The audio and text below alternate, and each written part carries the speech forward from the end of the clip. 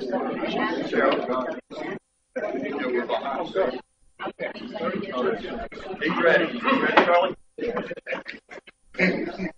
All right, we're going to start the meeting now, please. Take your seats. I'm going to ask Bill Cordwell to lead us. Pledge. I pledge allegiance to the flag of the United States of America and to the republic for which it stands, one nation, under God, indivisible, with liberty and justice for all.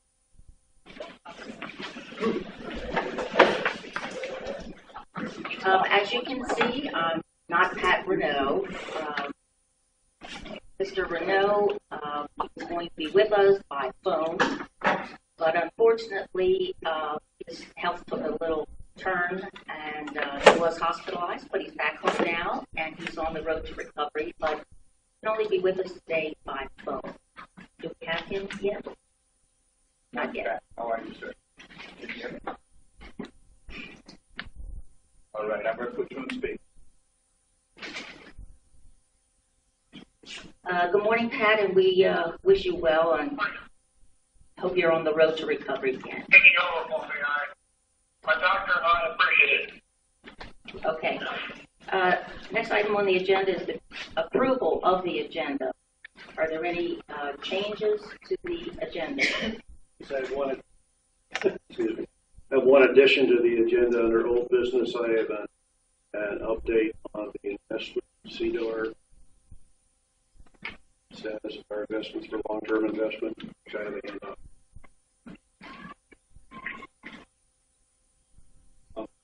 Tom, is any action to be required today? Oh, no. Okay. Tom shook his head. No? Yeah. That was my brains rattling. Yeah, I appreciate it. I'll entertain a motion to accept the agenda as amended. Motion. Is there a second? All in favor? Aye. Opposed? The agenda is accepted as amended. Pat, did you wish to make any remarks? Pat, did you have any remarks? No, I don't have any remarks. Does Cheryl want to say anything?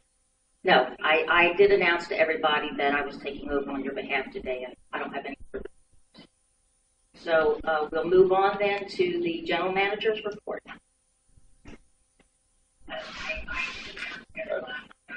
Cheryl, did I miss it? Did we approve minutes? Oh, sorry. I will get used to that, I guess. I'm sorry. Next item on the agenda is approval of minutes from the regular meeting on June 25th. I'll entertain a motion to approve those minutes. So moved. Second. All in favor? Aye. Opposed? Thank you. Now, general manager's report. Sorry.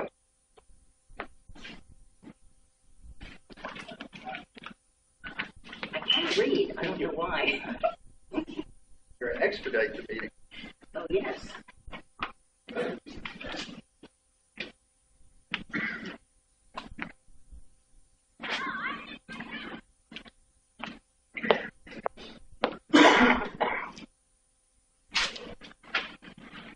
Good morning. Run through the general manager's report. You've gotten obviously the written each month. We're going to run through the financials first. The three major amenities. Start with golf. Golf net revenues were 32% better than budgeted. Expenses were better than budgeted. So net result for golf was approximately $10,500 better than budgeted this month. So that ends up being a good month for us from a golf standpoint. The yacht club net revenues were worse by $65,000. Expenses were better by $16,000. So we're $48,000, almost $49,000. I can hear it. Sure. Thank you, Scott. Approximately $49,000 below budget. Because of such a large variance, I want to point out two major factors that impacted that this month. First, we have approximately of that number, 25,000 of it was food truck revenue. After you net out the food truck was supposed to make approximately 40,000. If you net out approximately 15 of that for the expense associated with it, would have been 25 to the positive. So that comes out of that number. And then the other major component of that were the banquet and event sales were slightly down for this month. So they were the two primary factors driving that number down. Aquatics revenue for the month were down 5,300. Expenses were worse by 3,100. So the bottom line was 8,400 worse than budget. The primary variance there for the month, though, and you probably don't recall, but last month, the biggest number here is the membership number is down month from the budget. However, last month it was up. Net result, we're still positive variance to budget. Bottom line for aquatics, it's just more people renewed earlier last month. So last month's number was up, which meant this month was a little bit lower. If you put them together, we're spot on budget. So that's where that combination. So that's where the majority of the 8,100 came from. All right, we're going to update you on some projects. Sports Court Pool, the first one, biggest project currently underway. Basically, the contractor came in and the pictures, I want to make sure I showed you because it kind of wow factor when you look at it. But this area here is where they were digging out for the additional walk-in space. Stairs are going to go, or the steps down are going to go here to make it a much better entry for folks. The contractor's been doing a superb job over there. We're real pleased with professionalism and their focus on work. They're moving pretty quick right now. There's where they dug out the one side. If you recall, that's the deep end of the pool. So if we're standing here looking this way, our back would be to the doors coming into the area. Another picture of it from a different angle. And then there it is as they've been getting it cleaned up, getting ready for the next phase of the project. As of yesterday, they were actually installing the top coping that goes around. So it's really starting to move quick. We've had several, we did several pre-meetings with this contractor. And then yesterday we met with the decking contractor who's going to come in immediately after and walk the decking to identify any additional low spots, any other concerns, because the pool contractor has been extremely helpful in the fact he's pointing out any concerns that they've had. So having us all get together before this even gets finished, so the decking contractor can come in and make sure there's any additional work or anything else they need to address before we move to the next phase. So it's been a good working relationship between all parties. Yes, ma'am. The decking contractor is pouring concrete. No, they're going to be doing the rubberized material around the pool. There are some low spots, so they'll use some leveling compound in some of those areas, and they're going to do some core drilling through the concrete to get some additional drainage that we haven't had. We've had water sitting around that deck since it's been covered in certain spots. We're correcting all that as part of this process. That's what the decking contractor will do versus the pool contractor actually doing the shell itself. You know why I asked that? Not real sure, but I'm going to assume I answered it enough to satisfy the question. All right, Beach Club bathroom project. We did the RFP. It went out. Bids were due back this week. We'll go through, we'll analyze them and level them. And once all that work's been done, any questions are answered, then we'll present it back to the board for our next step. Wait, first, yes. We'll stay with the bathrooms just a second. What will the new board see? Will they see all of the RFPs that responded? Will they see the response to the RFPs, I should say? Will they see all of them, or will they be edited out, or will they be selected down, or how's that going to work? Same way we always do. We provide we analyze all the bids. We put it on a spreadsheet, give you all the pros and cons of each, make a recommendation, and then all the contractors' bids are typically attached to that document. Okay. All right. Good. That's what the general manager normally does. Yes, sir. And but board wants to see the actual date. So, But the RFP's been on the website for a month, so if you want to see them. oh, I'm sorry, not the RFP, Response. the proposal. Response. Yeah, Sure. done that in the past, no reason. I mean, in certain circumstances, mostly we don't. Mostly we just, it's an invitation. But they're all attached to the, when we analyze it, we typically Yeah. give them all to you. Right. So you can look That at was my them. question. Yes. Yeah. Okay. White Horse Park bathrooms, final permits being worked on with the contractor, Beach Construction in the county. Colleen from Beach has been working with Paul Miller. There were some additional specifications that they needed.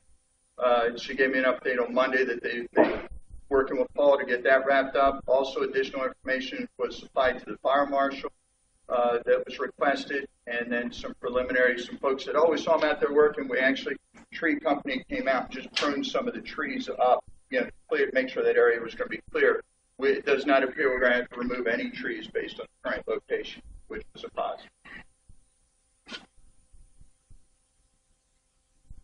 Yacht Club, kind of excited about, but cautiously optimistic. The odor we had in the club, the T.E. Smith is the company that worked with Parks. They were the MEP contractor that came in and did mechanical work. They've been out, smoke tested. They've been doing all the work. I've been updating each month to find out where that odor was coming from.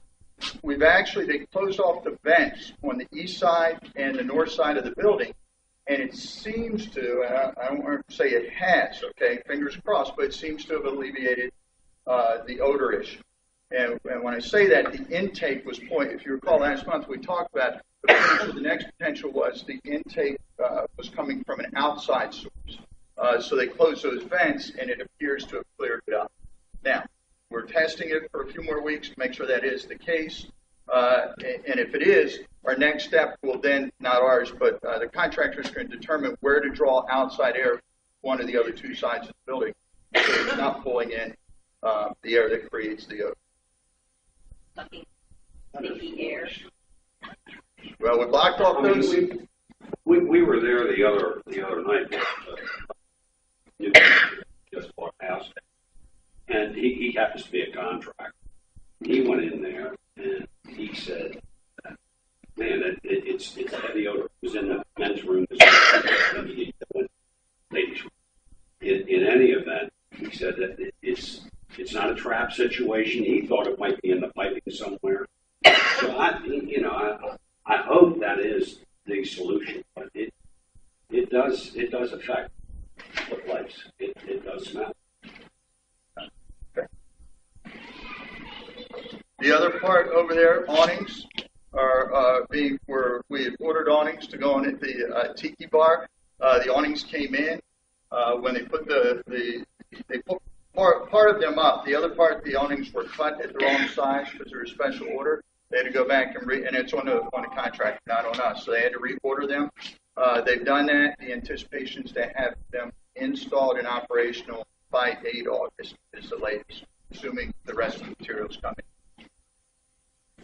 Bridge work under we're doing repairs to the 2 bridges. We approved the contract several months ago. All the process began to the permitting for the bonding, all those type of things have been accomplished. They'll begin work under the bridge early August.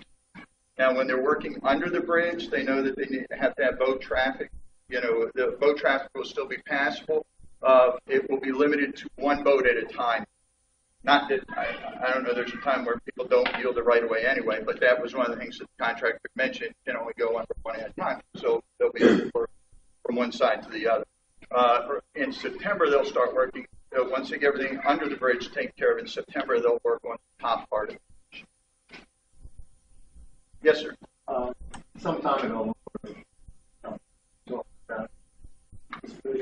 it was suggested that one of the contractors is working on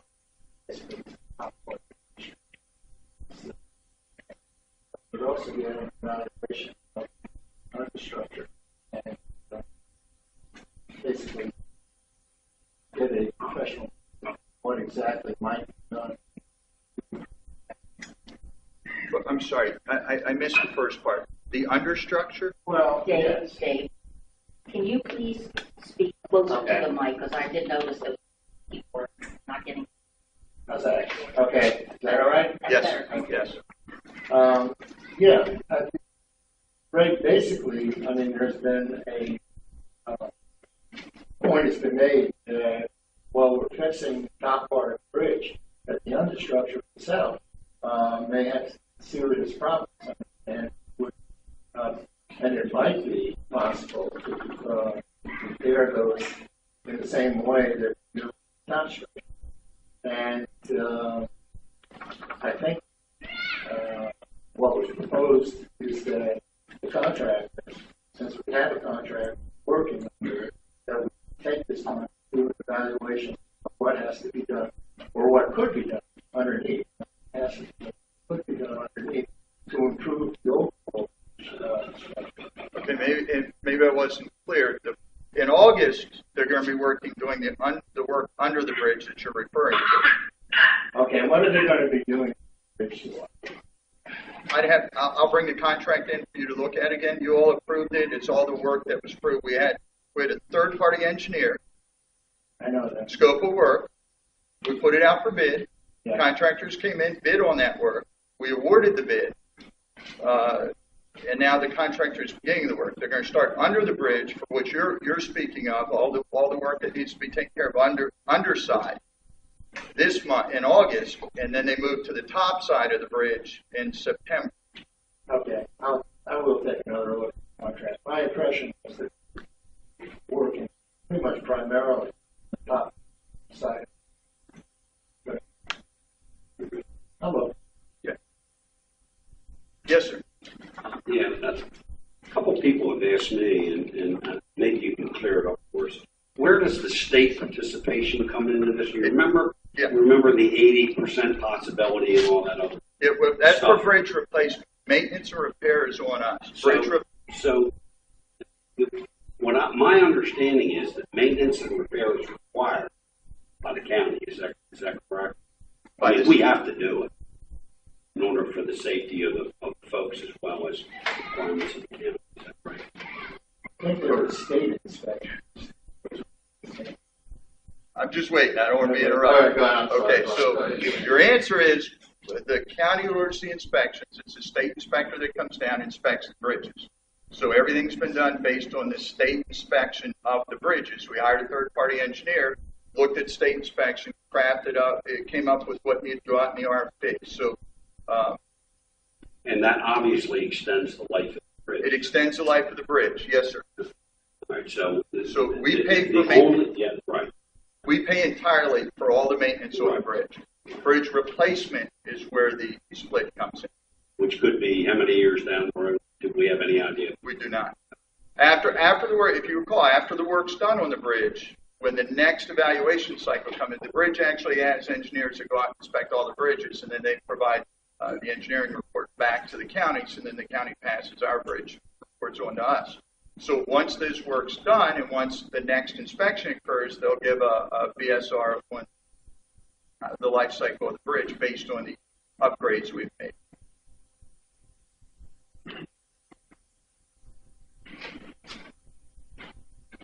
Paving work, RFP went out. We'll do a pre-bid meeting 1st of August.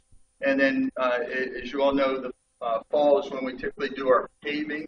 I'd say into winter, but they close the plants down by the winter months when it's cold. So fall is when it usually takes off. We're also looking at some additional, we're giving some additional consideration at road rejuvenation process other than just paving as a way where we may be able to stretch our dollars a little more. There's apparently some airports and some other communities that are using this process, so we're looking into that as well as a potential way of stretching our dollars and extending the life of the roads. Just don't have enough on it yet to bring anything, but that is another piece of the puzzle we're looking at as another option in addition to the paving work. So I'll bring that to you as we look through it. Pickleball courts. Okay. It's a hot topic on the pickleball courts. A quick update on it. We're managing the process, we being the Public Works team, As you know, we were extending the corners. We had to extend the fence. This is on courts 11 and 12 for anybody that doesn't remember, the hard courts. We also need to repaint everything once you extend the courts. So as of Friday, this is what we had bids in for painting. There were 3 contractors that bid on the painting. We had 1 bid for the paving of the corner. We have 3 other contractors that said they were going to put a bid into us. Haven't had that yet. We contacted another contractor as well to look at concrete in the corners as opposed to just paving, trying to expedite that process. We've only received 1 bid for the actual fencing. When I say the fencing, that's the chain link fence at the back part of the court. We have ordered from the Rec and Parks team, we've already ordered the netting and the posts and everything that goes with playability side of it. That's all been on. That all was ordered. We worked with the pickleball group. Frank Kramer in particular was very helpful through that process of helping us select the right ones so we get the right netting set up. In addition, he's been out with us looking at the courts as well to make sure everything matched up so we didn't run into any issues. So we're expecting to have all that put together so we can get started on the project. What we didn't want to do is start a portion of it and then be waiting for another portion and take the courts out of service. So we left them exactly as is till we put everything together. A couple of things that I think have slowed it down, and a great example was the paving. We thought it was going to be an easier part of it, the back corners, because when we extended the fencing, we have to pave the area. You all know that they're cut off at 45-degree angles. Well, when we add that extra space, we need to square that off. We had a paving contract we awarded to do the Mumford's Pool area. Well, with about a month of rain, it put their other contracts behind. You'll notice Mumford's Pool area has not been paved yet because they actually lost a month and we're pushing the paving into July. And it's going to be the second week of July, or July 4th week is right after July 4th week. That's when they want to do it. I just told them they'd have to wait until the fall to do it because July and August are our busiest times at the business. Doesn't make sense to block it off 2 or 3 days while they do the paving. So we had to delay that. And I think that's part of why they didn't give us, hey, we'll come in and do that because it's such a small, it's almost patchwork the size. So we haven't been able to get back. Several of the contractors have not been back to give us the actual bids for the corners. We did get 1, but 1's not enough. So we're still working on that. We're confident the next week or 2 we'll be able to get a couple and we'll keep it moving. Okay, Country Club. You all know that was one of the projects we wanted to take a look at this year. We put some money aside to figure out what upgrades, what we need to do. Been working with the Becker Morgan Group. As you all know, they did the engineering report in 2011. We're working with them. They're upgrading all the engineering work, the study they did before. We went back to them and asked them to come back in and upgrade that. They're doing that to include an executive summary of everything that they have. We didn't have the executive summary before. So they're working that report, hoping to have that within the next 30 days. I have a meeting, actually, a follow-up meeting with Bill C. from Becker Morgan, either this afternoon or tomorrow afternoon. We're still juggling the 2 schedules, but we're going to meet again and look at a couple things down there. So we'll have a much better, from a third-party engineering standpoint, understanding of the structural conditions of the property itself. Can you tell me how much it is to upgrade that report? It's approximately $5,000. Yes, sir. Can you tell me whether that report will include the cart barn or not? Bill, I don't know for sure. I have to go back and look. I just don't know off the top of my head. I can't remember, and Dave might be able to have. First report, 2011 report, did not have the cart barn, right? For the country club, but not the cart barn itself. So it didn't, but they're out there. So, I mean, if you want, I can certainly follow up and ask to look at the cart barn while the engineers are out. Yeah, absolutely, because you're talking about two Sure. buildings there. People keep forgetting that there's a second building when you're talking about maybe going to one building, and getting rid of some. No, that's got to be done. Good point. Oversight on my part. While they're out, we'll have them take a look at that. Yes, sir. You and I have had a conversation about that part, and we talked about a steel building. I do. Okay. Would they in doing this study, could they include that as a potential option in terms of replacing what's currently there instead of building from ground up? Well, understand that's not the phase we're in right now. The phase, I wouldn't ask them to give us potential replacement structures or bid out replacement structures or here's what it would cost. We don't know what we want to do. I'm asking for an evaluation of the current condition and useful life. Then you all need to make some decisions of, hey, let's replace, let's repair, so we're not quite to that. But yes, we had that conversation. We're just not at that step yet. Also, Public Works has been over there doing some minor repairs, and we actually had a leak out for those golfers out in the front that impacted by the irrigation line. They had to come down, and there were a number of joints that had sprung leaks. I don't know if you all remember that. You golfers would know when you walked out front, that water was bubbling up. They repaired that. We had part of the bulkhead that covered the air ducts was coming down. They repaired that recently. They've been doing some painting. There's just been a lot of maintenance type work that's been going on in the facility from our Public Works team. In addition, working with John Malinowski, looking at furniture upgrades. It was something you all had approved to do in the process, so he's putting together some things for some additional patio furniture and some pillows. I think was the other, and some other things that were included in the upgrade. So he's pulling that pricing together. I'm a little confused.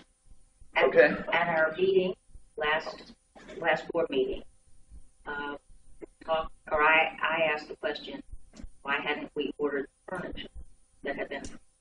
And you said hasn't been ordered yet because there is work that needs to be done in terms of the expansion of patio, whatever, Public Works. Yes. And so it's now a month later, and I'm still not hearing you say that furniture has been ordered. That's correct. Met with the LU team. We have a monthly meeting. Talked about the expansion of the patio, the expansion of the decking, all those things.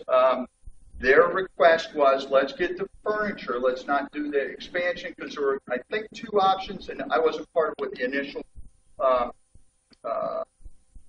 group that came up with these options. But to expand, one of them was to take one of the glass walls out of Turn's Grill and expand it out. And this was according to John when we sat and talked about this. Another portion was expanding something out, pavers out on the decking area. Meeting with Scott and John through our monthly meeting date said, let's get the furniture in, let's get this other work, let's finish some of the other maintenance work that's going on, and then we'll take a look at that as a next step later. So I just want to understand, it's at LU's request that the furniture has not yet been ordered. No, I said I spoke with John and Scott at my monthly meeting, right. And John's getting pricing for furniture. It's their request not to expand the decking at this point.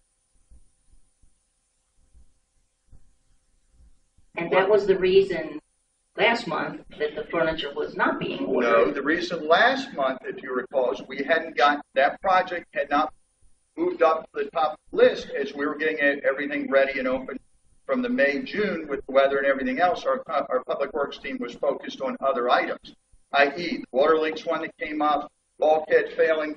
Our team's only so thin, and we talked about... I understand, and you gave a very good explanation last month. You said, we are not ordering the furniture because they want to do this other work with the patio and Correct. Whatever.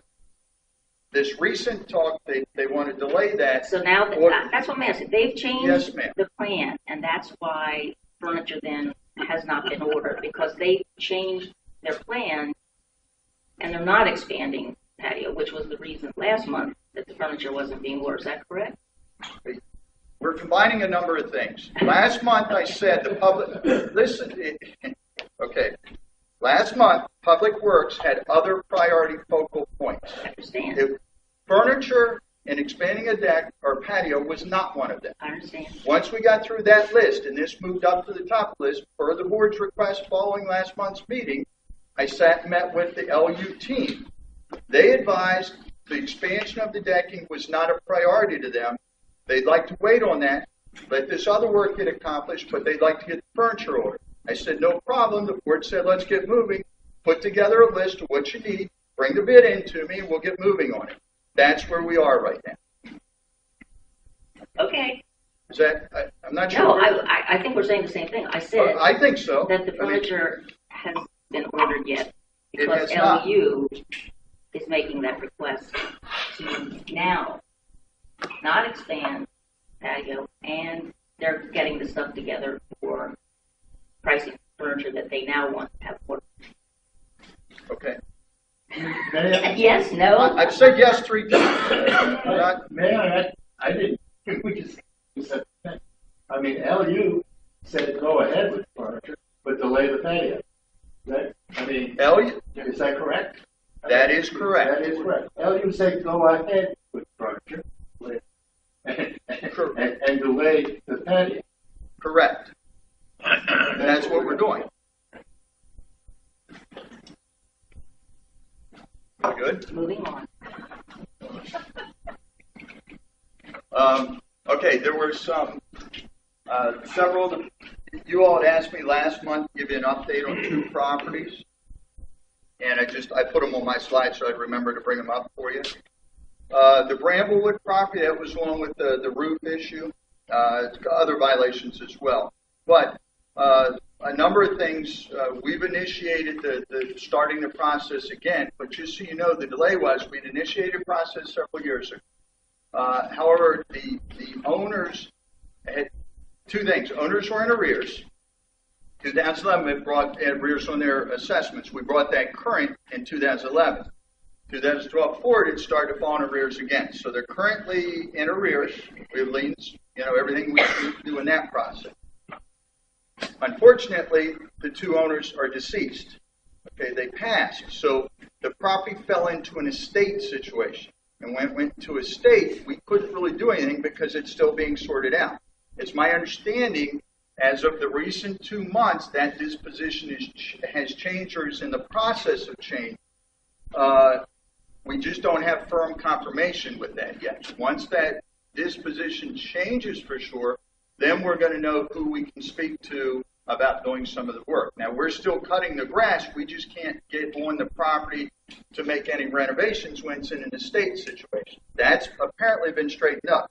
And I have to actually throw a appreciation out to Miss Nancy Weber, who actually called me, and she's a very tenacious person. Anybody that does know Miss Weber, but she actually has this case chronologically followed over the years. And she was the one that actually helped us figure out where one of the potential children of the homeowners had passed, and then the disposition. She was actually helped us fill in some spots that we're unaware of, which is why we believe the disposition's about. We'll get a record update on the disposition in the coming weeks, which will then allow us to go be more aggressive with it. In the meantime, we went ahead, we've got the updated violations. We just don't know where to send them to because of the state.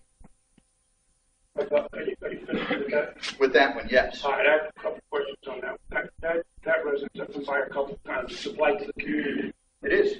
I don't see why the board can't direct you to fast track this issue and go on to have employees go on the property and clean it up a little bit. I mean, I was just there the other day. The car came off the roof and it's hanging straight down to the ground. It's a blight, and I think we should fast track this as a continuing violation. Have direct you to have it cleaned up. There's weeds 3 foot high. The grass wasn't mowed when I was there. There's debris all over the roof hanging out. And there's a tarp hanging down directly right in front of the home. It's a complete blight. I don't think we have to worry about who owns it, who doesn't own it. I think it's something that you should fast track to the board and have us make a decision on approving employees to call the property and clean it up. If you'd like to make a motion today to do it, we have to do it. So definitely, I would like to make a motion to the board to direct the general manager to fast track this property and have our employees go on the property and clean it up. So just be aware of that. But no, I guess through a motion will need to be made, seconded, and all in favor. But can we do it when we get to the Sure. other CPI violation? Sure. Yeah, Hampton, yes. I went by there as well, and I see what you're talking about with the Sorry. what plastic sheeting, whatever. Yeah, we periodically cut it. Have the reeds on this side and there's all coming off the edge of the northeast on the right hand side. Yeah. I mean, it has to be up a little. All right, the second one you asked me about was Harbor Mist. If you recall, that was one with the boat, the weeds, everything growing out of that. We're actually we're scheduled this week. I just don't know if it's been done yet or when it's being done. But we're cleaning it up with the weeds and the grass. Eddie Wells and I actually went and walked around the property. In addition to that, we've been in contact with a power washing company to power wash the boat and the house.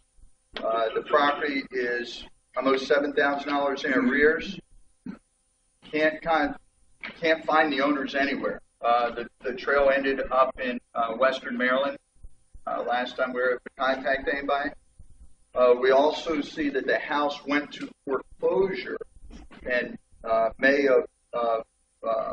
of this year, but we don't have any information. It went to foreclosure and has a ratified contract, but we don't know who with yet. It hasn't been finalized. So once that's finalized, we'll then take the next step with whatever we need to do there. But in the meantime, we're cleaning it up.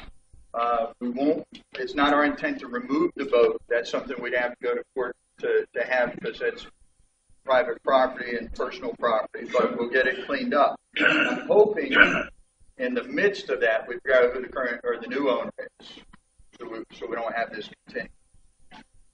They're the two properties you asked me to go back out and take another look at. Yes, sir. On this one, one of the neighbors sent me an email. I forwarded it to you. There's a real estate agent involved. Do you know what that's about? Probably through the foreclosure. Well, is this real estate agent representing the banking institution? I don't know. Representing a potential buyer? I don't know. Well, from a collection point of view, wouldn't we want to pursue that to find out, how much information this particular person may have concerning the?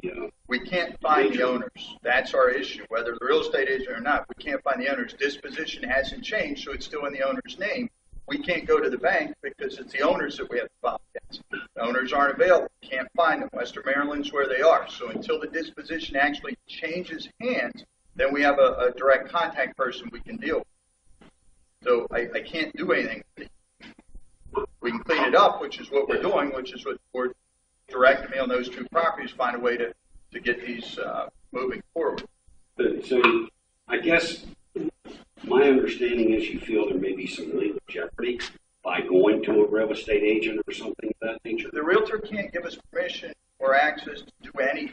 I can go on a property of board's direction and clean it up. Other than that, the realtor can't help me. The realtor can't pay me. The realtor can't. What is it we're hoping the realtor can do for us? I provide information is the only thing I would think you could get out of them. Whether or not they're working with a bank or whether or not they're working with a family or whatever, right? That's. If I may, they may be able to tell who's paying. Okay. Somebody's paying. If the realtor's involved, I'm assuming it's part of the foreclosure with the bank. We're told it went to foreclosure in May 16th. It isn't. We've done our research. If there's more you want me to do, direct me to do it. I think we're appropriately following the right course of action based on last month's board guidance. If there's more you'd like done, just tell me what you want done.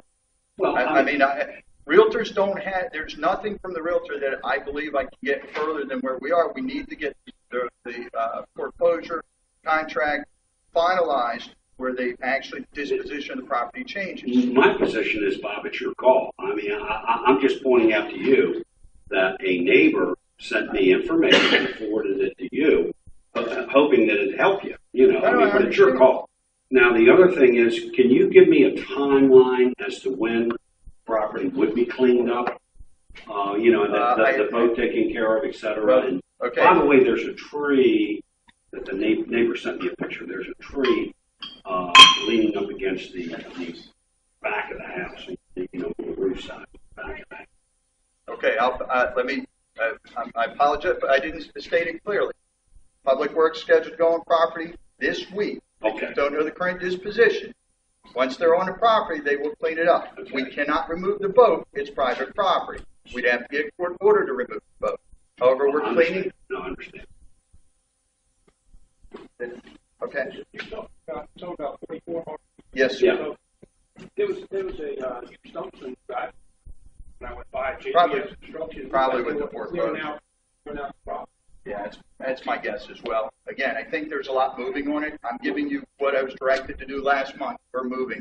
Regardless of anything else, we're getting done what the board directed me to do. So, yeah.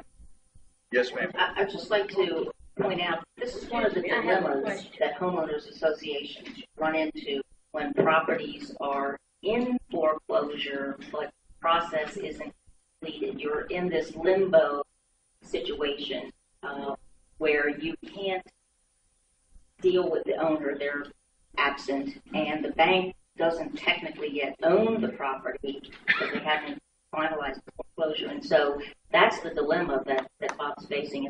Correct. And that's why we're cleaning it up. Board said clean it up. I'm not waiting to figure out the bank is or isn't. We're just getting it cleaned up for the neighbor's sake, rightly so.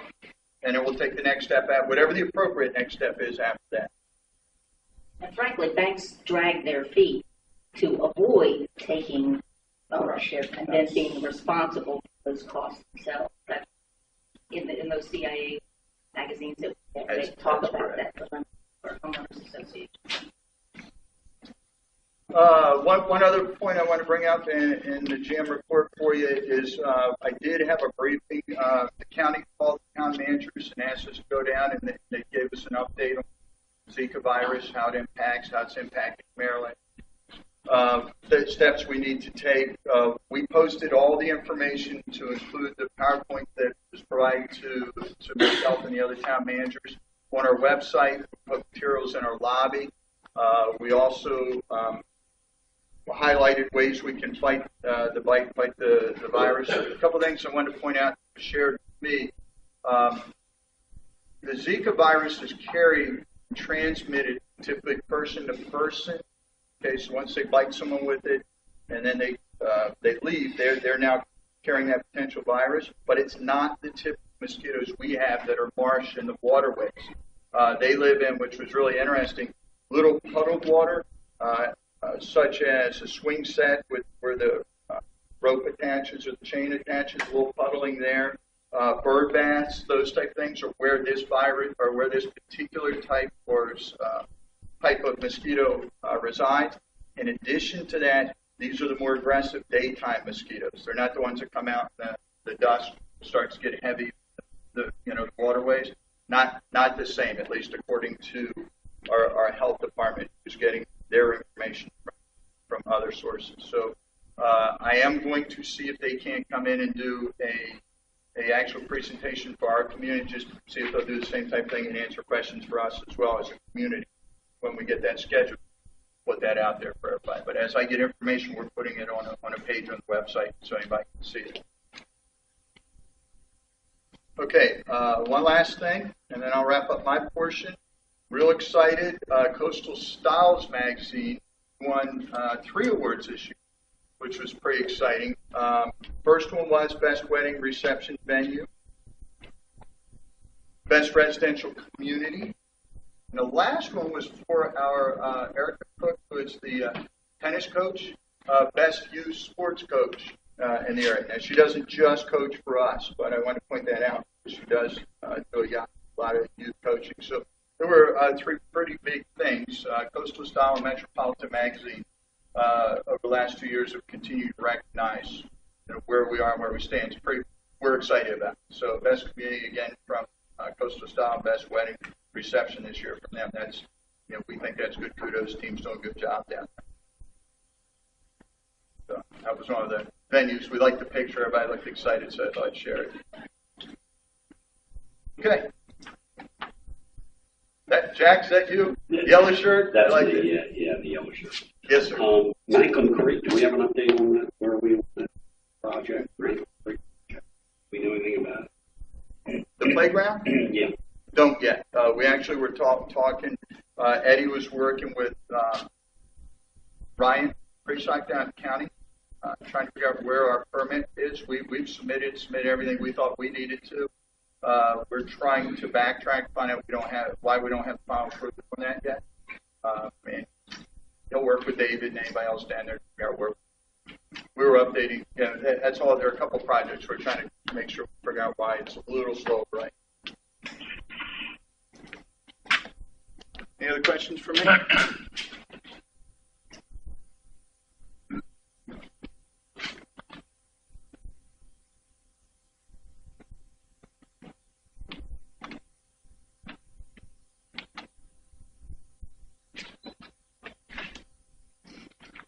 Okay, thank you, Bob. Moving on to public comments. Remember, state your name and your address and speak into the mic. Tom Janicek, 17 Lookout Point. First, I wanted the Harbor Mist property. It's true that there's a dumpster on that property. What? Oh, okay. Better. Nope. Never mind. I can flick it all day. I can tell you something. Anyway, the Harbor Mist property. If there's a dumpster on site, before we go and spend money pressure washing the boat, cleaning it up, it's not already been done. Maybe we should find out who's using the dumpster, whether it's a new homeowner or the bank, and they're spending money to do it already. That's just my thought. Somebody's obviously spending some money if they put a dumpster on the property. So that would be my first thought. Secondly, the awnings at the yacht club. Bob, when those awnings come out from the three sides, do they attach at the corners? There are my understanding, three separate awnings, yes, sir. So my understanding with the awnings is they put them up and they were a couple inches too long and they were going to hit the railings for the pool. Is that correct? I just know the size wasn't accurate. Right. So apparently they're too close. My question is, it's the hottest time of the year. Did we actually ask the awning company if we could just slide them sideways a couple inches, put them up, and use them while the sun's out, and then take them off in October when we're closed, and have them cut them and put them back up next year? Was that ever approached or broached with the awning company? Because they're installing them, right? They are installing. Did we ever think about that? I can't tell you what conversation was had. I didn't have that conversation. Okay, because I mean, to me, that would just make sense from a construction point. Just slide them a little sideways, put them up, use them while the sun's out, and then at the end of the season, take them down, have them cut them to size, and put them back up. I've installed a few of these, so I know it's really not. Lastly, the granite bar top at the Tiki Bar, has that been ordered, or are we fixing that? What's going on? One that's broken on the corner? I don't have that information. You didn't know it was broken, or? I didn't say that. I don't have the information to your question. Okay. Well, I know it's broken. Right. And can we, if it's going to take a while to order it, is there a way we can get a granite? What's that? I believe these are public comments, not questions. Well, I mean, I need an answer. You're not going to answer at any time. But you can answer if you want. It's just a question. But because the thing is very sharp. My point is, we're not going to have a new top made by the end of the summer. Can we get a granite company out there to maybe just buff off the corner and the edge? Because it's a very sharp edge. I've seen people run into it. It's a sharp little edge where that thing is broken off. My request would be, if it cannot be ordered in size and fit before the Tiki Bar closes, is there a way we can talk to the granite company, have them come and buff that edge off so it's not sharp and a danger to people at the yacht club and Tiki? That's my point. I just want, if he had already ordered it and knew it was coming in 2 days, then I would have not even brought that up. Since we don't know, that's why I brought it up. Thank you. Thank you. My name is Louis Frey. I'm at Seven Oceans Inn right across from the Swimming Racket Club.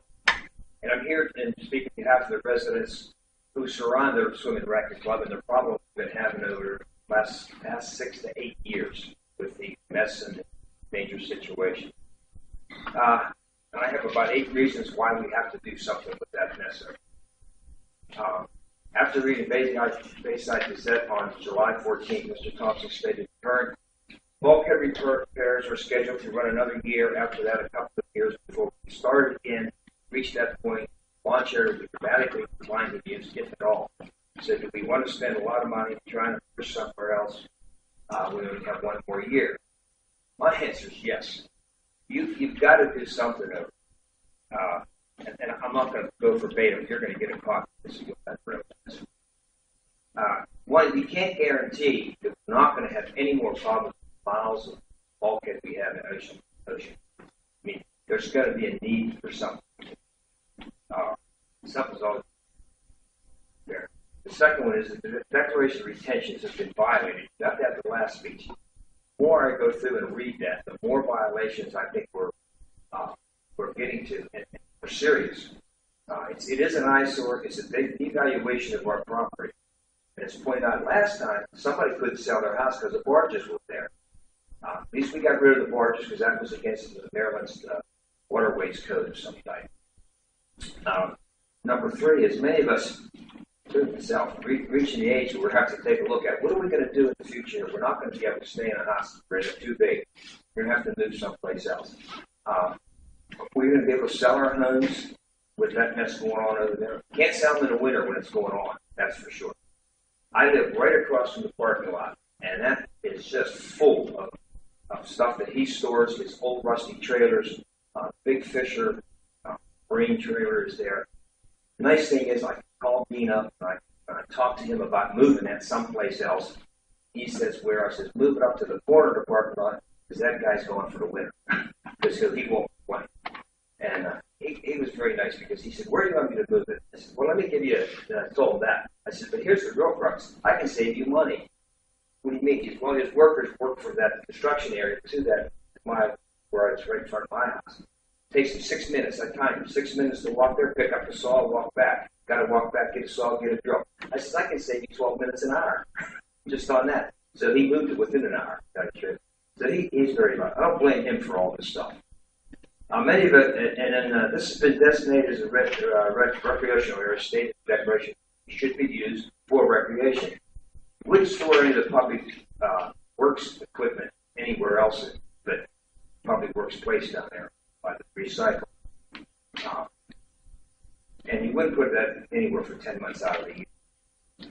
So why do we do it at the swim track?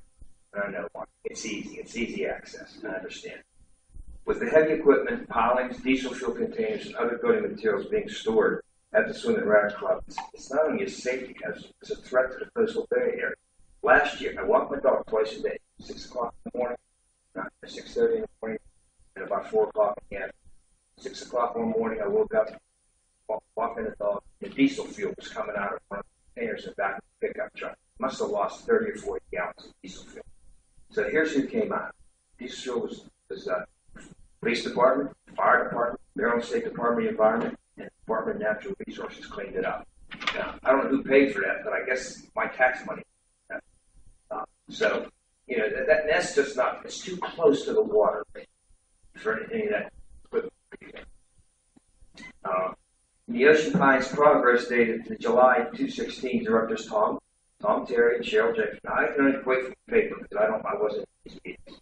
Developed a language that allowed the OPA to take a faster action against property owners who failed to make laws. Tom Terry said the group had extensive discussion, get a fast track going here. Well, later on, Bob Thompson has been taking action. It's a safety issue. And that's good. That's great. I'm glad to hear that. But why do we allow 10 months out of the year, 6 days a week, to have a mess over there and a safety condition? If you ever walk over there, like I do every day, so I know what's going on, pile the pilings up. Pilings aren't strapped, kind of crooked. Kids go over there and play. One of them rolls on it. Imagine the lawsuit you're going to have. I mean, and it's dangerous. It's just not, I'm just not making this up. There was a battery, acetylene equipment, and diesel fuel, 2 diesel fuel tanks. How safe is that with kids around? Okay, I was an elementary school principal for 30 years. I know what kids get, everything. So we've got to do something about that. You and the board of directors, the general manager, your job is to enforce this declaration of restrictions. And I don't think you're doing that over.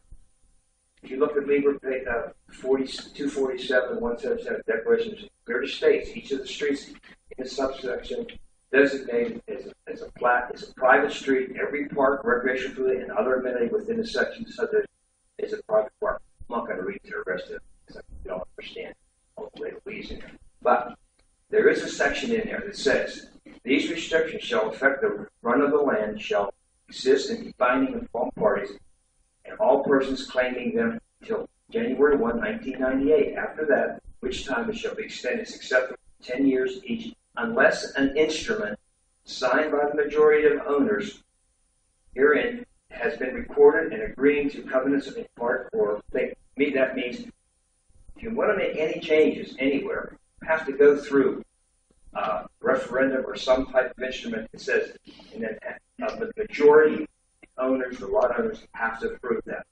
Well, that hasn't been done. I can't find any place that recorded of how that went from a boat ramp for sales pitch for Ocean Pines to what it is today. People don't want me into their records, but I don't think there is any. I think what happened was, and it was used for filling barges by the Public Works Department a couple of times a month. And that happened when I moved in that house in 1999, until about 6 or 8 years ago. Okay, nobody even knew they did it. They come in during the middle of the day, load the dirt up, go back, fill it back.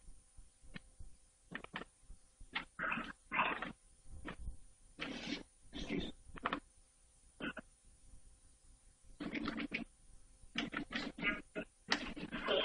I also called down at the county, and the county official was very nice. He stated that that was used for that because it was one of the few places they could pull a barge in, dump the dirt in. But he also said it has gotten out of hand since Fish and Marine has been. Because I know that they're up there at least once or twice a year. Alan Fisher's got to put up drainage fences. He's got to do this. He's got to do that because he's so close to the water. I don't want to interrupt you, but we would like to keep people within their 5-minute allotment so that other people will have an opportunity to speak as well. Thank you. You're going to get a copy of this. So you sat here and you talked about people at Harborside that had issues with safety, issues with a mess. Well, here we are trying to get this done, and I find this very hypocritical.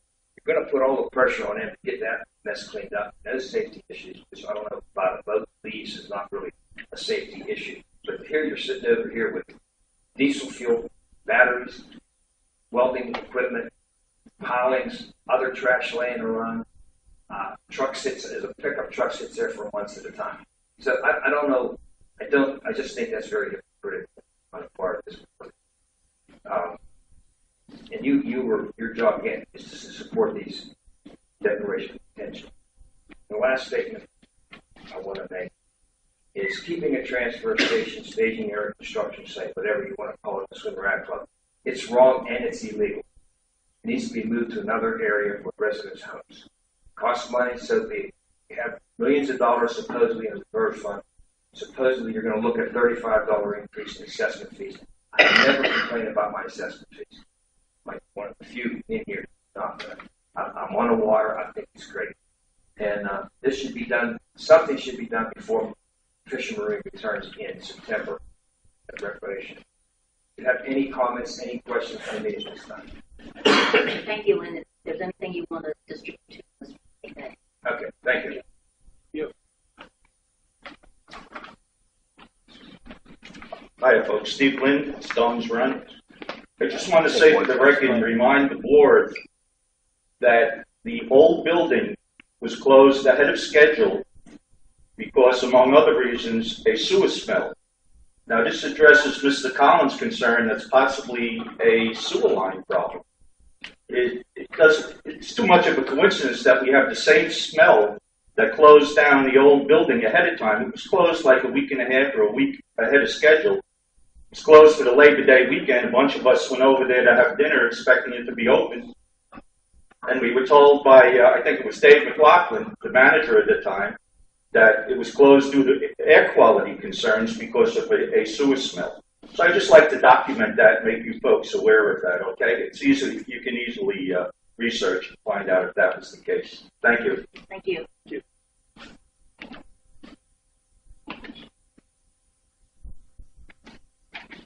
Good morning. My name is Jim Beisler. My wife Pat and I have lived at 186 Ocean Parkway for the past 16 years.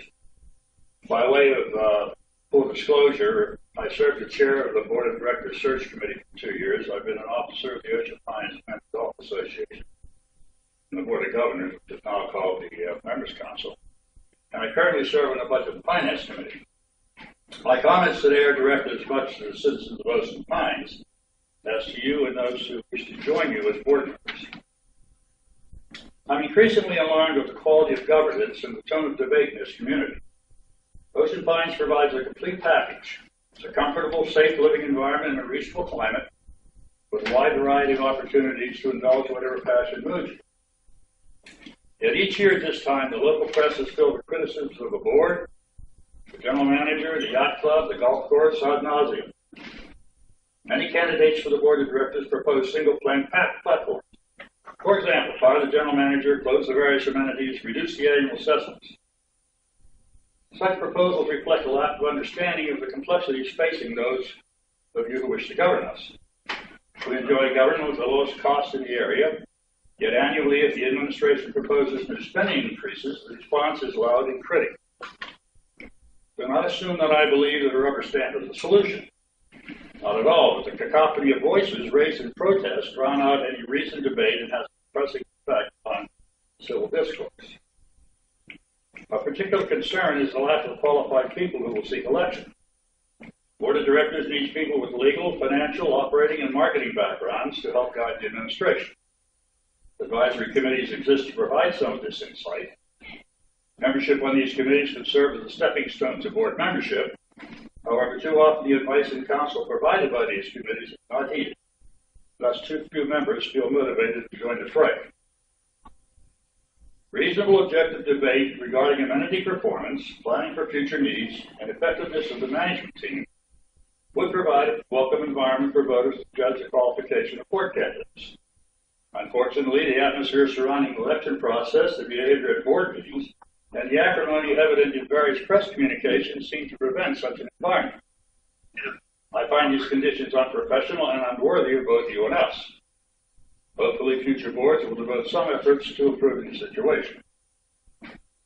On another subject, I've looked at the revenue streams of the association and have noted that the average Ocean Pines Association member who makes his home here spends about $1,500 to $1,600 per year in Ocean Pines, approximately $1,000 of that being the assessment. I believe we need to find ways to increase the appeal of Ocean Pines amenities to the people who live here, specifically golf and the yacht club, both of which experience severe competition from private businesses in the area. I plan to provide a specific proposal for golf in the near future. Thank you for your attention. Thank you.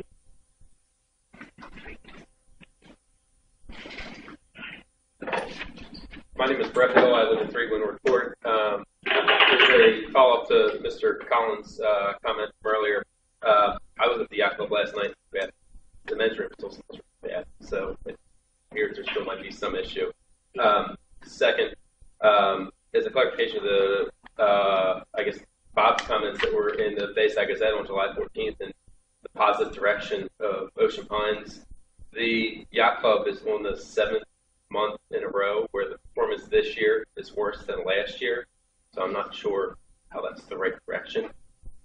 Lastly, regards to Mr. Collins' motion from the last board meeting that was tabled in regards to the suggestion to modify the resolutions for the votes being counted in closed session. The Attorney General's office sent notice to Mr. Renaud and Mr. Thompson Tuesday regarding an investigation into those proceedings.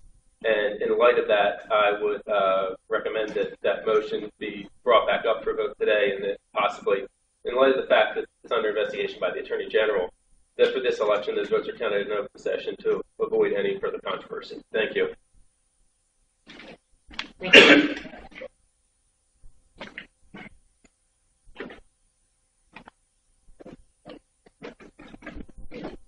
Slobodan Trendic, 20 Drawbridge Road. I would like to echo what Mr. Hill said with regard to a closed session vote counting. I urge this board to reconsider their tabling the motion and to reinitiate this subject right away, perhaps at this meeting as we speak. Second comment is related to a bridge situation.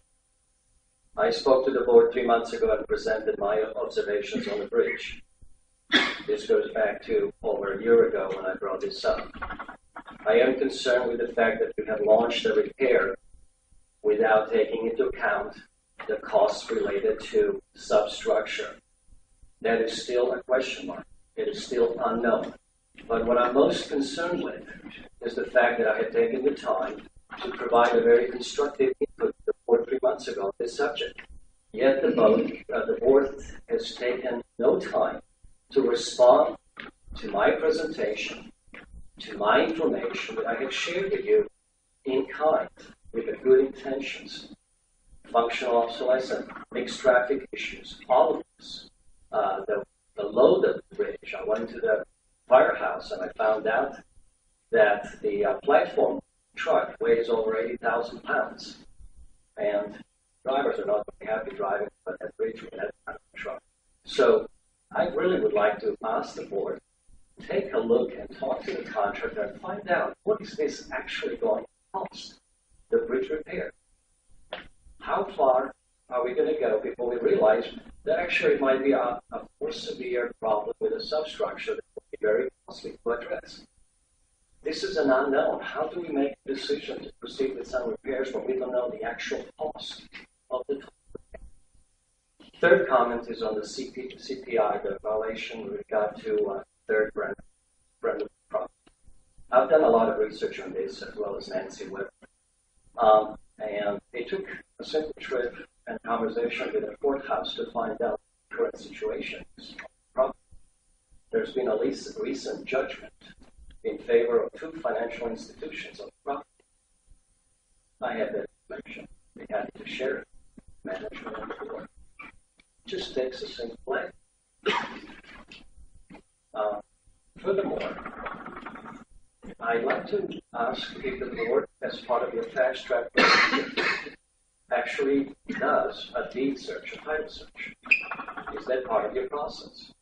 Because as we all know, knowing the current owner of the property really does have a great effect on how you address the issue physically by cleaning it up or legally. And certainly, this particular property is a great example of where the process failed and where it worked. Because in 2010, the association actually walked away from the property and the issue.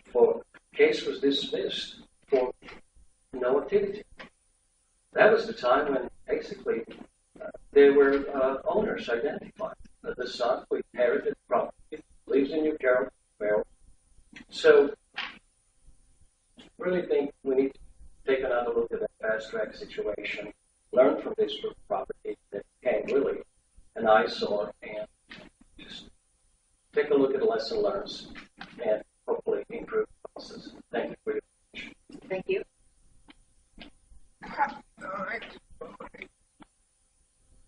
Full of Oswing for Florida.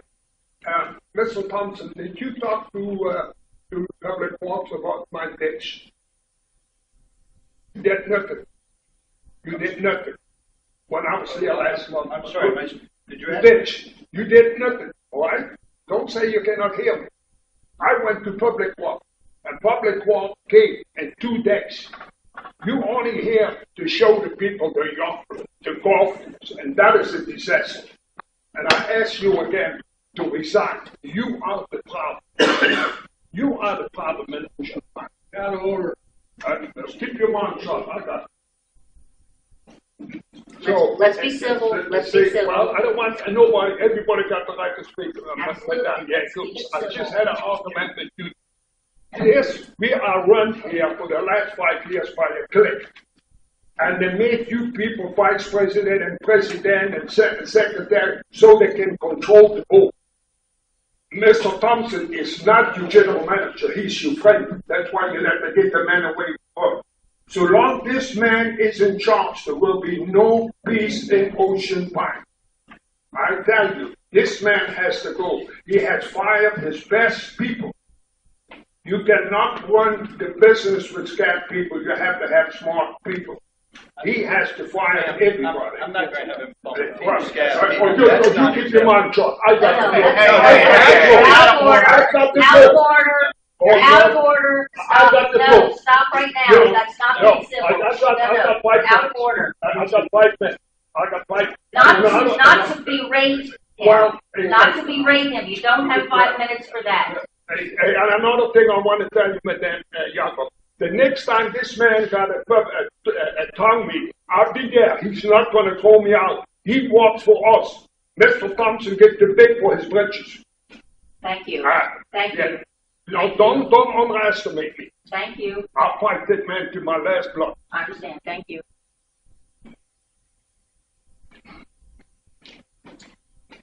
Yes, sir. No more.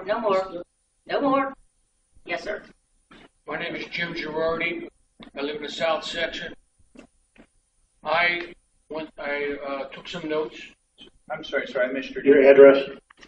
I'm sorry, I missed it. I apologize. Jim? Girardi, And where do you live, sir? 10 Hickory Way, south section. Thank you.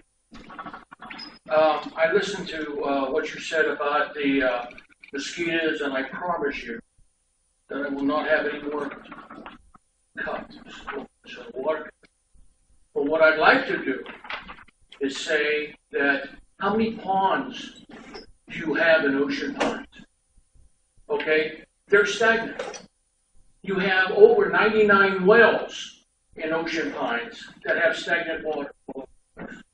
Okay, I spent a lot of time with you 2 years ago, coming up and giving you a whole plan, concept on what I would do to take care of your mosquito problem.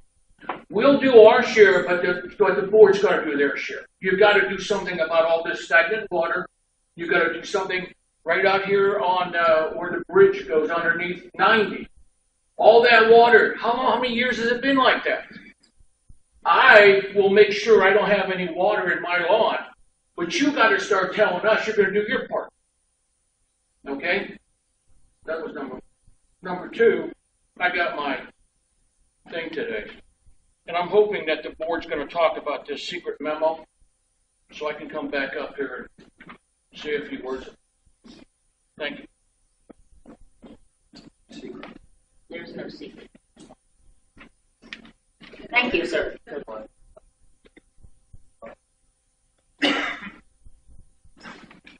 Hi, John O'Connor, the Two Dogwood Place. On a lighter note, I just thought about some financial presentations. If you could add the year-to-date performance on your GM report, like that would kind of help out the yacht club stuff. That was pretty. And the second thing is, since you're not going to do the food truck this year, why doesn't the board just change the budget, take it out for the rest of the year, so we're going to hear about it for a year? Thanks. Thank you.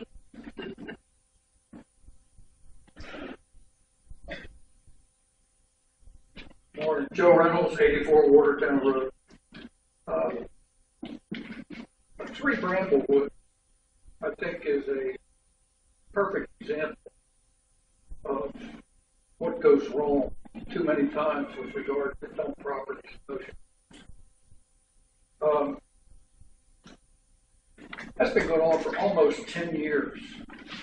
If you look at Google Street View, you can see 4 or 5 years ago, that home had a plastic tarp roof, or I believe a tree had fell under it. It's been empty. It's marked as uninhabitable by the county. Uninhabitable. It's been that way for years. Ms. David, you said you took some pictures and you showed them to the board members. If you recall, I mailed about 4 or 5 very large images to the board of directors. I think any reasonable person looking at those images could only come to one conclusion: the place is an absolute mess. It's a disgrace. It's a disgrace. And I said in my message to the board of directors that if this were a Turns Landing for Colonial Village, that house would have been cleaned up within months, not a decade. It's a disgrace. It really is.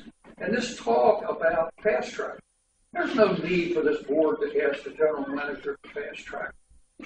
The general manager already has the authority.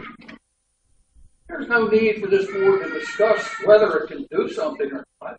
I've argued for years that our council should be present at these meetings, as he used to be. so that we don't have to guess about these things. You have the authority under the declarations of restrictions with a 5-person vote to go and do something there. It's going to cost money. It's going to cost the association money. For you to say we're going to wait until banks resolve this and the banks resolve that, just as these people said about the swimming racket, they're living with that. The people that live in that area there in Bramblewood are living with that situation. It's probably going to take $20,000 or so to really fix that place to make it presentable. Not to make it a palace, but just to make it presentable. You have the authority. You have the authority, with 5 people voting in the affirmative, to go do what is necessary to make that place presentable. You have the authority. Do you have the will? I think it's time that you got the will, because those people up there, it's a disgrace that they have to live next door. Thank you. Are there any other public comments? Seeing none, capital purchase requests, according to the agenda, there are none.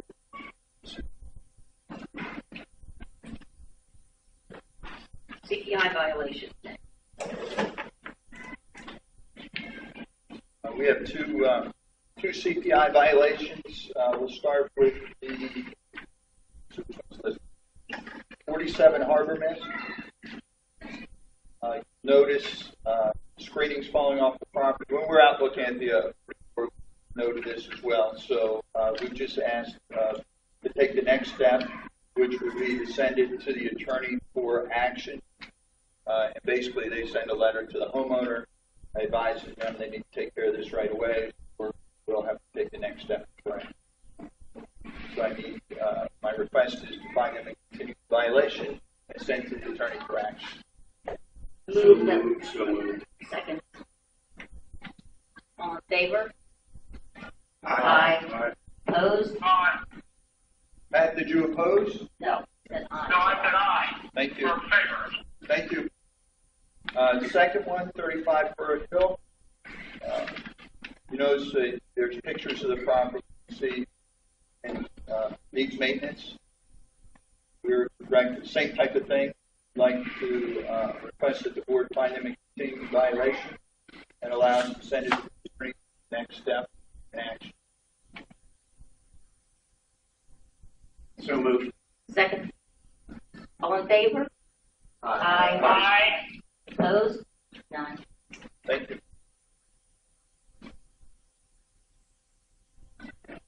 Now, under In reference to CPI violations, I'd like to make a motion to direct the general manager to investigate and designate 3 Brentwood Drive as a fast-track violation. To take action by entering onto the premise to maintain or repair, provide cleanup to make the property presentable. I'll second that motion. any discussion? Yes, there is. Being that the property is already in process and already being worked, moving it to fast track doesn't necessarily move us any faster. However, the issue becomes for this board is to get to court sooner, unlike some comments that have been made here. This board can vote 5-2 to go on a property and fix up a property, but only if the court allows you to go on the building. We're not allowed to go into a building and tearing things down and rebuild houses. You don't.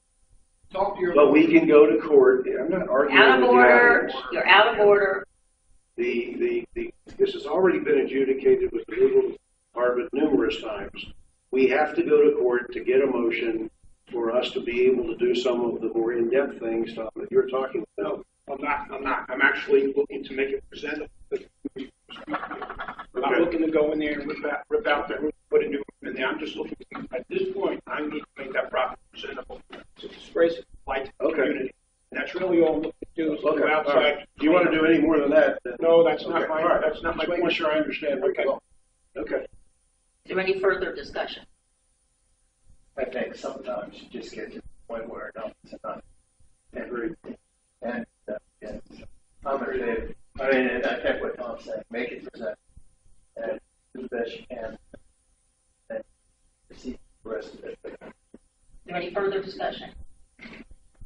further discussion, I'll call for the question. All in favor of motion to make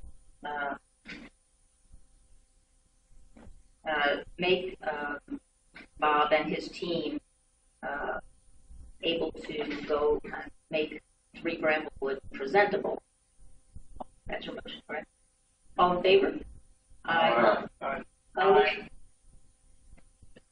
Motion passed. Yes. All right, under old business. Yes, I think I'm up on this one. Correct.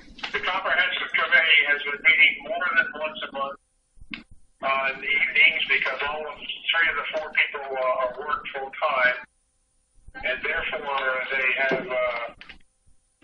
spent a lot of their own personal time. They've come down to about 35, 40 questions, all of which deal with what do the people want, not what we did in the past or what were, aren't we nice types of questions which we had before. I've asked Frank Daly, who should be there, to come up to the mic and explain where we are exactly and when we expect to be able to get to the board. Some of these comprehensive questions that you can review and comment upon. Frank, are you there? Frank is here. Yes, he's coming forward.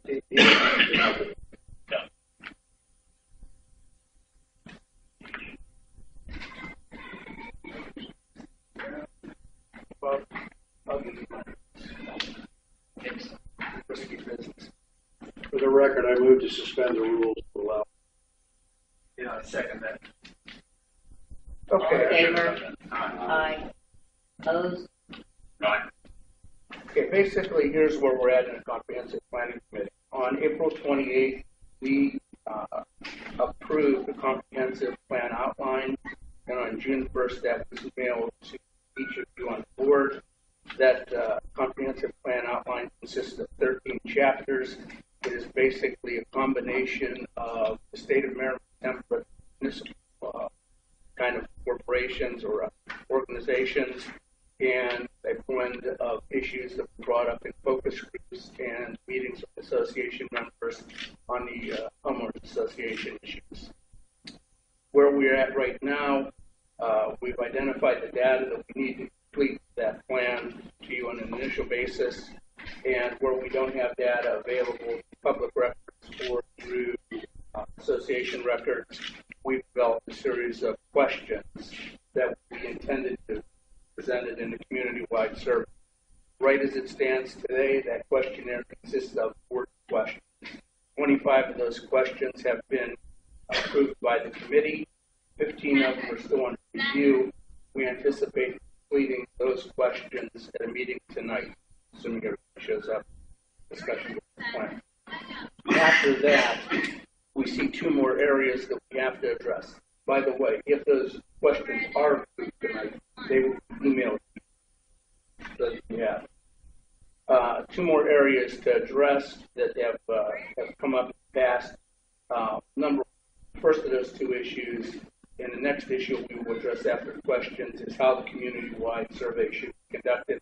We will come to you with a firm recommendation, pros and cons of that recommendation, how to do it, so that you get the input that you need. The second set will be recommendations for proceeding in the future, because I think that from a committee standpoint, and I think from your standpoint, this has been a little bit of a trying process. We certainly have learned a little bit about what we should be doing, what we shouldn't be doing, what the issues are. We want to share that with you in terms of a firm recommendation rather than jump. So that's basically where we stand.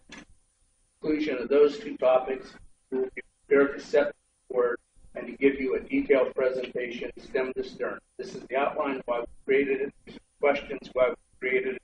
This is our recommendations and why we're making recommendations. And of course, this is what we think you should do for the community-wide survey, how we think it should be conducted for your consideration. Do you have any questions? Frank, could you get a little closer to the mic? Sure. A little late. Thank you.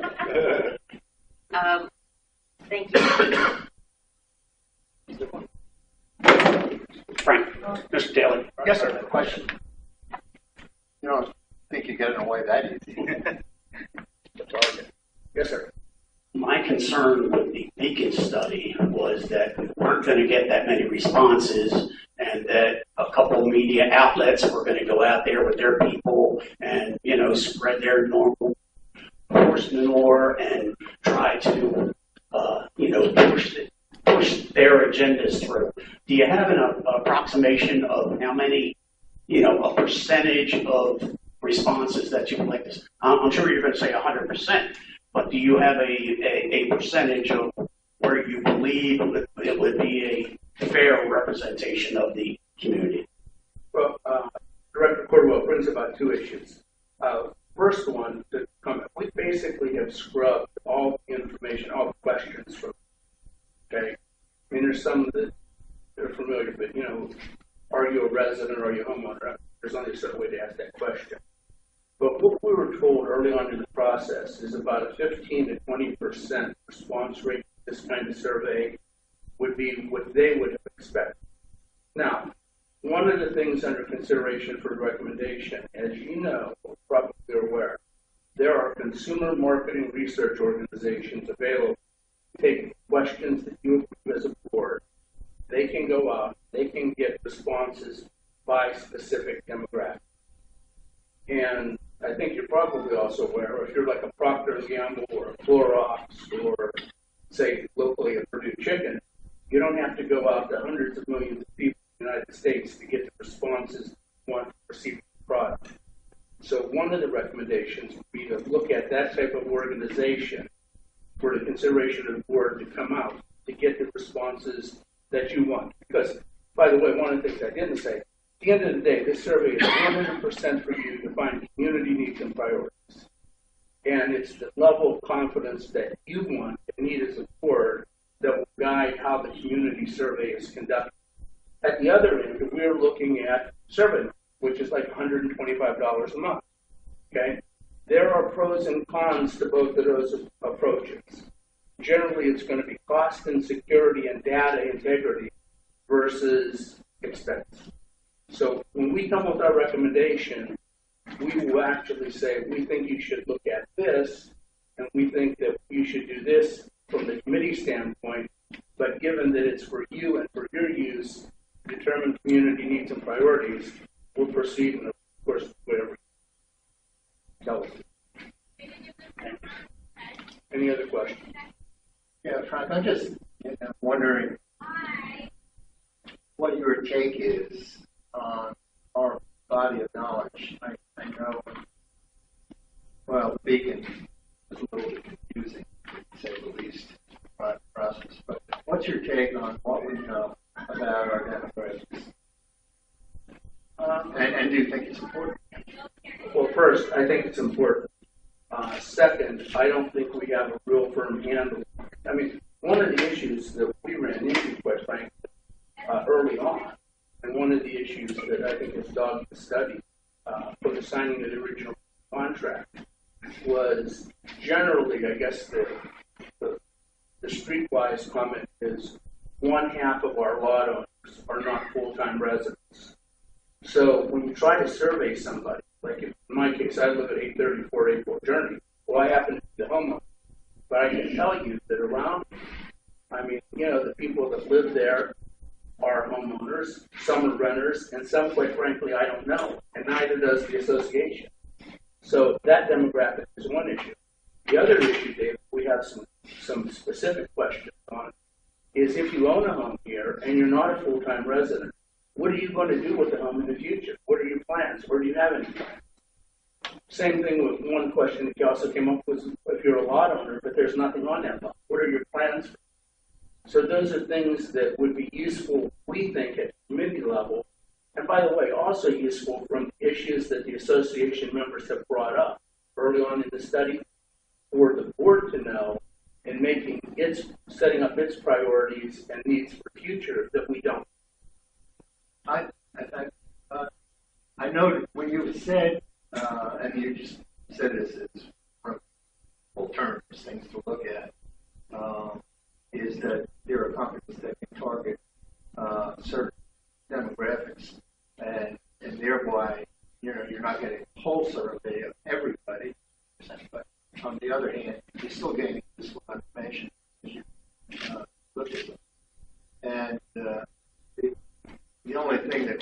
my mind, the problem with that is that if you do that, you're not going to get any more hard information about what the temporaries actually are. That's correct. I mean, to know who lives in a house, the person has to respond to the question and what they're going to do.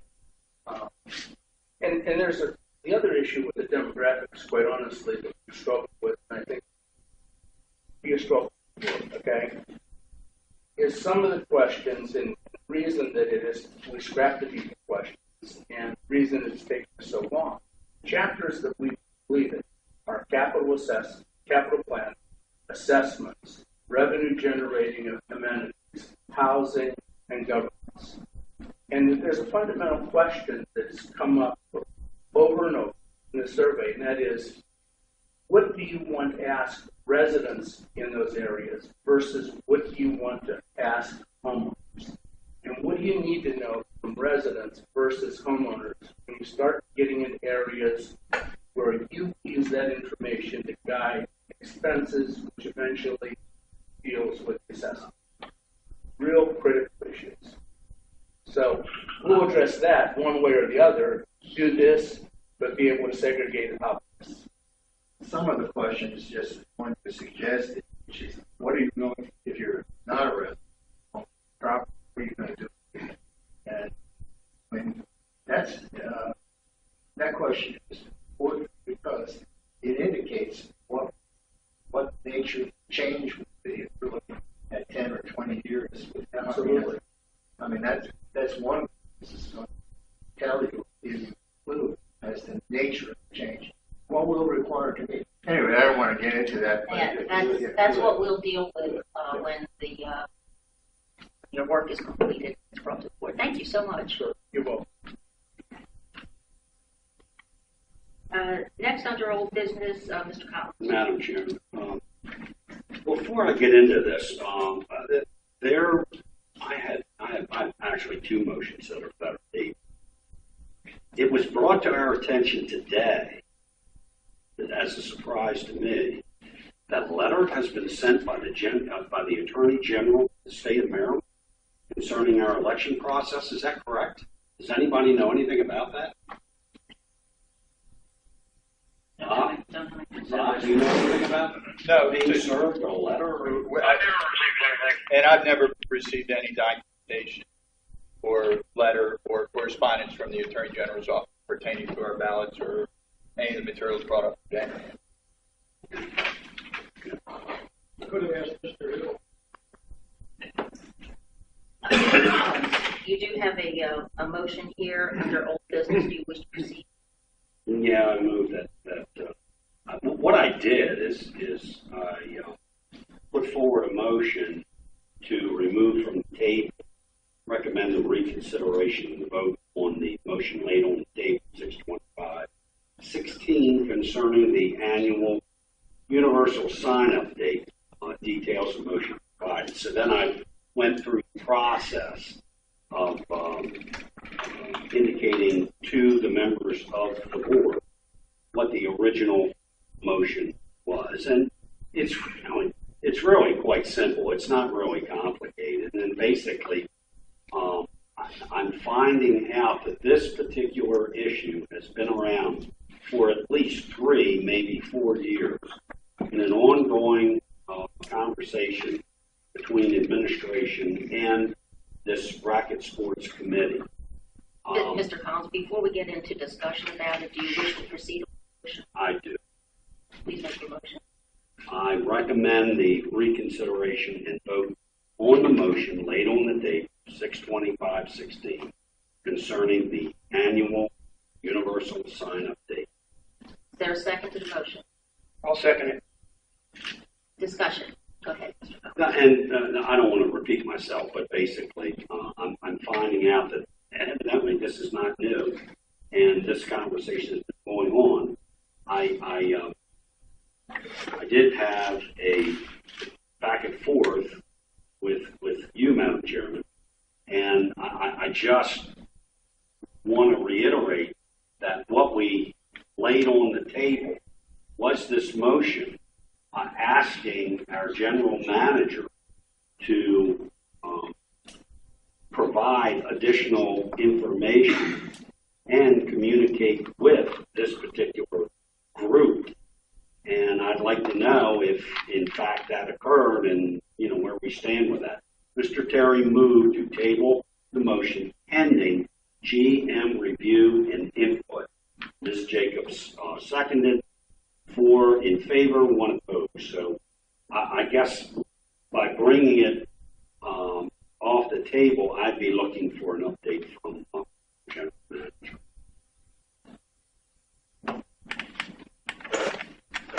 There it is. Well, in the correspondence that you referred to, you and I are going to agree to disagree as to exactly what was supposed to happen. I went back and reviewed the video meeting, and in fact, you were reading from the notes that were submitted by the secretary, by Ms. Bennett.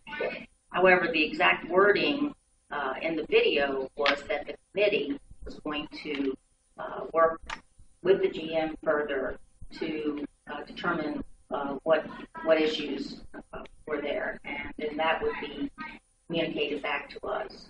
So we're in disagreement about who was supposed to do what, but that's sort of immaterial, really. So that's where we are. Mr. Stevens. Yeah, I went back and looked at that video a number of times trying to write down. I do. Oh no, I didn't. What I had written. I tried to type out. However, I don't have it with me. I could read it. It doesn't matter. I did it so many times I can remember. But what happened actually, and I'd be happy to sit down with you, watch it. What happened was Mr. Terry, Tom, made the motion. What Tom's motion said was that the general manager was to go back and to investigate the problem, talk to the committee, and come back to us in July with the administration's take on the matter. Madam Chairman, you, and that's what's reflected in the minutes, and they are accurate. You, when you restated the question, put the committee in there as having a point of responsibility. At no point in Mr. Terry's making of the motion did he say that the committee was responsible for doing anything. It was the general manager who was responsible. And to go to work with the committee and talk to them to get the information. That's what we should expect to see today. Well, you and I are going to agree to disagree as well, because I looked at it and I wrote down specifically, and I quoted it in my email to Mr. Collins, and I quote, committee to further evaluate the proposal with GM. Again, I say it's immaterial at this point. The issue is before us, let's deal with it. Is there any other discussion? Yeah, I just want to add, I have firsthand view. I was on the RSAC committee before I became on board. And this issue had been brought up many times to management's representative, Sonia Bounds, to go back to the way the universal sign-up was before management changed it a couple of years ago. Committee and the membership, all the racket sports realized that it was not working for the benefit of the racket membership, nor for the employees of Ocean Pines. Very confusing the way they changed it.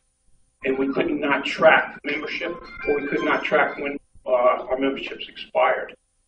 So this is a discussion that I have firsthand knowledge of for over 2 years. With that, it's been brought up to management to change this. Additionally, right after I became a board member, I attended an RSAC meeting and sat next to the general manager when it was brought up again directly to him at the RSAC meeting, and he said that he would take it into consideration. Now here we are, 9 or 10 months later after that meeting, and the RSAC committee is still fighting for this to be changed back to the way it was, to not only make it beneficial for them and for the employees of the association. And we're still debating over management's, did they put in any input or not. So it's as far as I know, it's been over a year that it's been talked about. And I think it's just time for the board to make a decision on what they decide to do. Are they going to understand the virtues of the motion, how it will help the membership, and how it helps our employees, or we're just going to still table and put it off again? So I'm looking for some action today on this. Is there any further discussion? Yes. Mr. Terry. Since I'm the one who made the motion, the original motion was driven as a delivery from an advisory. The advisory committee came to the board of directors with a proposal. My motion was to have both parties, didn't care which one called who first, to talk about the options that might be available to address this. I don't know. Again, at my point, at this point, you want to bring it back up onto the table, bring it back up on the table. I'm hearing debate now as to whether we pass it or not. The reality is, bring it off the table. Let's deal with it. But I think we need to hear about some of the complexities that may or may not exist in this particular situation. So I'm going to vote to take it off the table, bring it back. That's the motion. Any further discussion about that? No, I just want to point out the letter from Bill Rakow, who's a member of. I said, is there any further discussion? You said no. Then you started to talk. This is about taking it off. We're going to vote to take it off. And then we'll I just want to bring up one point that Mr. Terry had weighed in on, is that the former committee for our SAC was the Tennis Advisory Committee, and he sent a letter to all the board members advising them that the committee did not recommend the current system. So I just think that there's a dispute in the way that has been brought up. Okay, I'm going to call the question as to whether or not yes, take this off the table. All in favor? Aye. Opposed? Hearing none. It's now full. Now, Mr. Collins, want to make a motion? The motion exists. The motion exists. It's already in place. Okay. They moved and seconded now. All right, is there any discussion on motion now and put back on hold? Mr. Cordwell. Taking action on this is starting a slippery slope of having committees, advisory committees, go over the general manager and the management's head and bring something to the board because they didn't like the result of what they got from the management. We have management. We did this because, so that all amenities would have the opportunity to sign up at the, during different times of the year. People come and go, people in Florida and this and that. But this committee wants to have something different than the rest of the community. I just think that that's, what's next. And, this committee brought to us 3 different times that they wanted to have the entire complex down there done and requested us to do the entire $750,000 complex down there. But there was no motion brought to the board there, even though the general manager was going to do nothing with that $750,000 that was dead on arrival on his desk, and we tried to do other parts of it. It just, what's next is this aquatics. If they get a answer that they don't like from the aquatics manager, or are they going to go, bring it to the board? I just don't like that an advisory committee wants to go around the management that we have here and bring something to the board to get it done because they didn't get the answer that they wanted. Thank you. Any further discussion? Yes. First thing is that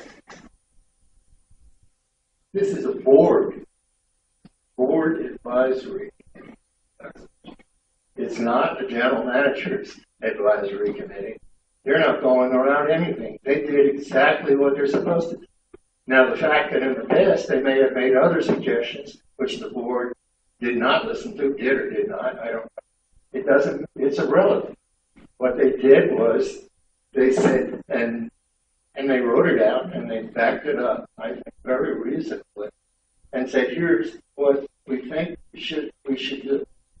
And they brought it through their liaison, who appropriately made a motion to the board. And they did exactly what they was. They didn't go around anybody. Okay, now, as a list from the last month, I believe we tabled it to wait to hear from the general manager. And after he talked to the committee and worked things out, come up with, I can't remember your exact words, but come up with a universal or whatever you call it solution. Sorry, I don't have it, but whatever. I haven't heard anything about that.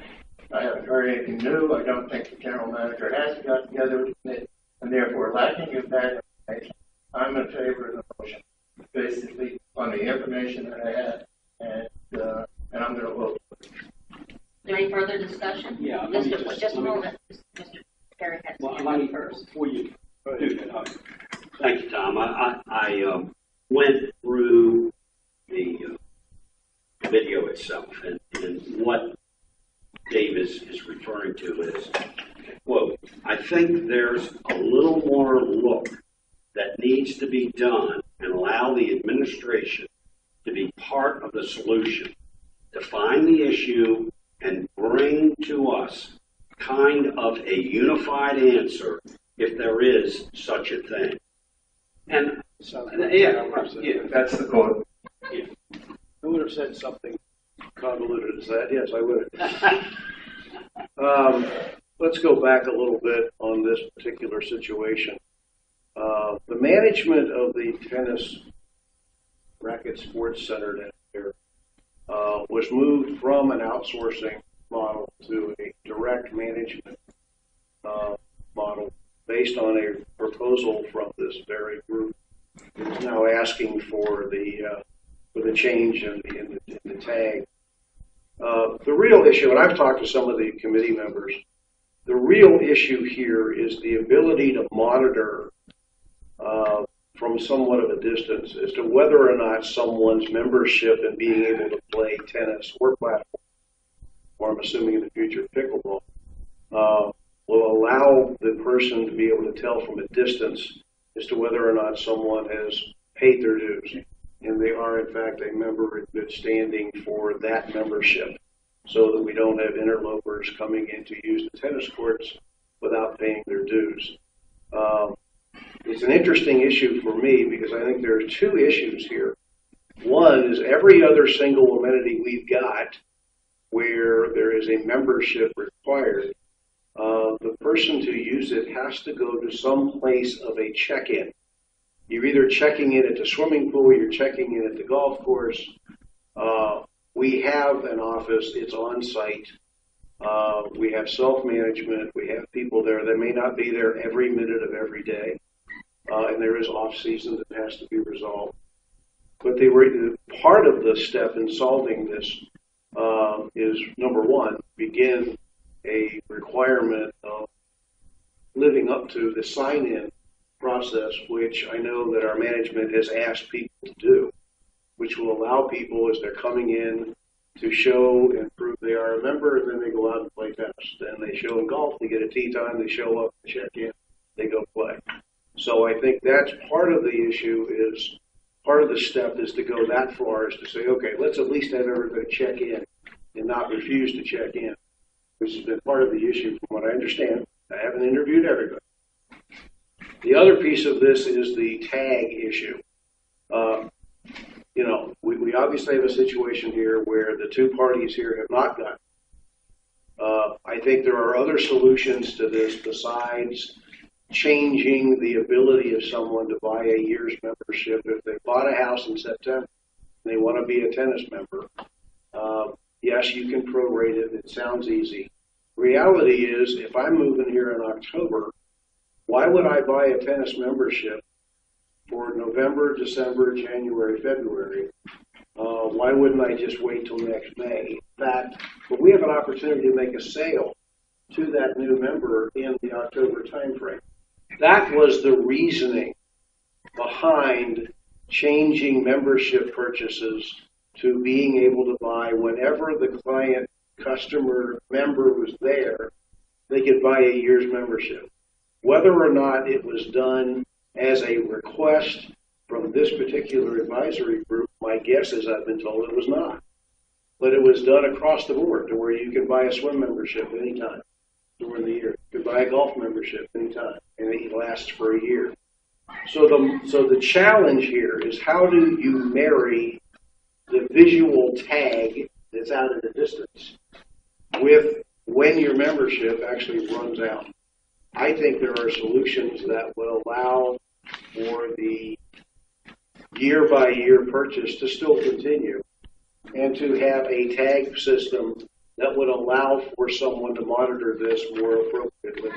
And the folks who is definitely off-season, where we have people who are not necessarily working the desk every day, we're kind of self-monitoring at that point, to be able to see if someone's got a tag that allows them to be there or not.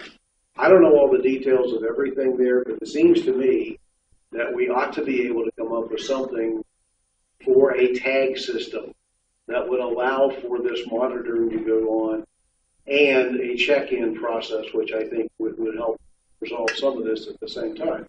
At the same time, the person we haven't heard from yet in this particular case is the general manager and his view on this.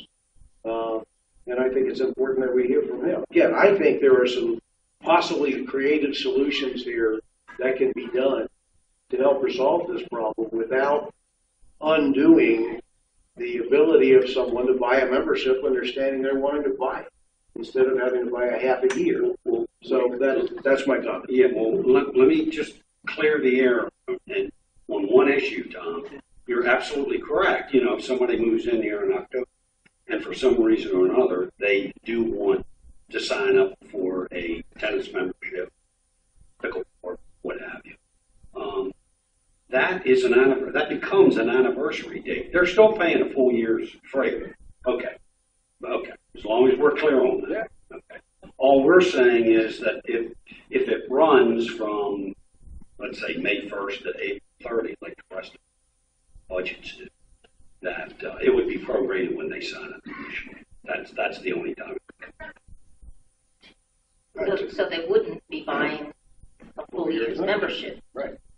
No, it would be prorated. It would be prorated for that particular year, that particular fiscal year. That's correct. And my point in that, my point in that, Jeff, is that the flexibility of being able to buy a year's membership in any of our amenities at the time they're standing there with a check wanting to do it, that's the time you want to be able to sell it to, as opposed to saying you can only buy a membership from now till next May. And oh, by the way, it's going to be 30 degrees 4 of those months that you're paying. So there is a piece of this that I know it sounds simple, but the reality is that's why the change was made initially. And I don't think we should undo that simply because of a tag issue, which I think there are other ways of managing. But I'm only one voice, and I understand how simple it sounds. Is there any further discussion? Yeah, I'm going to have to weigh in again. I've been a member of the Racket Sports Organization, so I understand both systems. First system was so easy. There were no problems whatsoever. If you came in October and you moved in, they prorated it for the couple months until the 1st of May. It was a one-time prorated thing. It's just like what we would do right now. My membership's up in November. Okay, so comes November, if I had to renew my membership, I would just pay the first time prorate till I get to May 1st, and after that it's a yearly thing. So it's not just to monitor membership, which is very difficult to do with these new tags, which we've spoken at length at the last board meeting, and the fact that it's just written on there what day your membership expires instead of the color of the tag, which we know you expire, you need a new tag made. It's universal. It's universal for all the 3 sports. It's so easy to do and say. 1 year prorated. If you just come there in the middle of the year, you prorate it till that day. It's over. It's a simple solution. It worked perfectly. Additionally, we have no idea of the accurate membership dates. When some people join in May, some join in June, some people join in August. So when we get the membership numbers for these sports, none of them, they're only up to date for May 1st. How many people signed up for May 1st? In the beginning, when everybody had to sign up May 1st, the majority of the membership, of course now, the anniversary date is May 1st. So when the fiscal year starts, you see, there's 40 members in platform tennis. That's because most of the people always have that anniversary date. But now, we're looking at it and says, well, how many members do we have right now in platform? Oh, we only have 40 members. Oh, they don't have enough members. But it doesn't catch up until April of the following year, how many members and memberships we actually sold. Because you're only showing what you're selling each month by having it staggered like this. So it's a simple prorate the first time. Everybody's on board. You know who's expired, who's not expired. You cannot compare this to golf or aquatics because aquatics has a card that you paid for. Your membership is good, they swipe it. They know that you're good. When you go to golf and you sign in, they have the computer. You'll remember. They already know it. Racket sports doesn't have that system. You cannot compare all the amenities. They're different. Everyone has a different system. This is a different system. It was working great. It changed. It's been a nightmare ever since. Every member knows it. The RSAC knows it. And all they're doing is advising us to make the system better, put it back the way it was where it worked the best. That's all they're asking. Thank you, Mr. Herrick. Now, before I ask our general manager to comment, I wanted to give Mr. Renaud an opportunity if he wanted to join in the discussion in any way. Pat? Hey, Pat. Okay. Yes, no. Did you have any comment? Did I have any comment? About the discussion? Well, the thing I always want to get straight in my mind is if you say you want to join, you've been a member for almost for say 6 years, and all of a sudden you want to join the swimming pool in November. So you are prorated, is that right, from November to May, and then May you pay your full assessment of 4 years. Is that correct under this scenario? Yeah.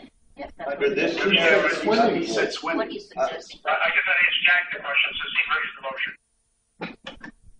No, because this doesn't affect swimming or golf, anything of that nature. This is just the racket sports. This is. Only racket sports is affected. Say that again. Only the racket sports. Yeah. What's he saying? Yes, Pat. Yeah. Only racket sports, Pat. Yeah. Why would it affect only the racket sports? Because that's the nature of the motion, Pat. The motion only addresses the racket sports. It's a recommendation that came from this advisory committee, a board advisory committee, and as liaison, I am acting on their behalf to bring it before the board. That's why it only impacts the racket sports. Moreover, racket sports presents a unique challenge, and which doesn't apply to the other. Pat, is there anything else that you'd like to ask about? If not, I'm going to ask okay, thank you. I'm going to ask the general manager to tell us if there's anything he would like to add to this discussion. If I'd like to or not, was your question? No, I wouldn't like to, but let me. I'm being polite. I know. It's an option. No, I think there's some, from my perspective, some important things to point out. First is we set our membership rates and our membership timing. All that gets set during the budget process, and it's approved when the budget occurs. So while this is certainly an option to consider, I don't think it would be appropriate to do so midway through the season. It should be something that should come up during the budget process and considered through that process and then presented as part of the budget as we do with everything else, with the rates and how we're going to do things. That's when this should happen, not midway through the summer. It's just, I just think it's out of line with our normal course of action for these type of things. I'm not terribly concerned with who was supposed to speak to who. I don't care from that standpoint. I mean, you all can certainly argue who shot John on that. I don't care. What I have done is I've spoken with our controller about how it impacts, how it shows on our membership report, how it impacts his team with the process of it. I've spoken with our membership office to find out what impact it would have on them through the process if we changed it now. I have spoken with the Recreation and Parks Director, since it's under her purview to run the facility down there. We have spoken to her staff member who actually runs the day-to-day operations down there. And I recently spoke with the Aquatics Director to see if there's any impact. Even though you say there's no impact, it's isolated to this, I think if we're going to make a change, we ought to consider all of the areas where memberships are impacted, because maybe this is going back is a better way for everybody. So I've reached out and had an initial conversation with the Aquatics Director to see what type of impact it may or may not have on aquatics if we consider changing it to May 1st or moving in this direction. The only group I haven't had the opportunity to go into any more detail, just time constraints, is golf, find out if there's any impact one way or the other with them. Picking and choosing because we say it's different, I don't think, in my perspective, is the rationale used to make this decision unless it's thought out a little further. And it's certainly, from my perspective, I don't believe it has. Secondly, we also need to consider it does impact the sales process. I know we're a membership. I know people say, oh, no, it doesn't matter. It does matter. From just a sales strategy, when we're trying to drive membership and we're trying to say what's the best way, and I believe giving the member the opportunity to pay when they are willing to pay, someone said when they had the checkbook out, is the appropriate sales strategy. If we want to say, no, it's just an amenity and not business-like, then I agree. Go back to May 1st. That makes sense. It doesn't overly matter to me, but if we're running business-like, take the money when the customer is willing to pay. So we should consider those things. The last piece of the puzzle, and this is what I'm really, perplexes me a little. There's not, I belong to Powerhouse Gym in West Ocean City, and there are 2 elements in the gym that require pass cards to get in. They all know me. I've been there for years. I know all the staff, yet I still swipe in every time I walk through the door. They know me. It's not relevant. It doesn't matter if they know me or not. I have to swipe. All the other parts of our organization swipe in. This is the first year where we've had complete self-management per the request of the committee. And these are some of the things we need to identify. It has been a very big challenge. And again, it's more ego-driven, and I'll say it openly because I believe that's the case, to come to the shop to sign up 20 feet away. Everyone wants to sign, not everyone, but certain groups want to sign up at their space. Well, when I go to the gym, whether I'm using the back room, whether I'm using the room down the hall, or the weights right next to the desk, I have to sign in at one location, then walk over to use a locker room, this and that. There's no difference here.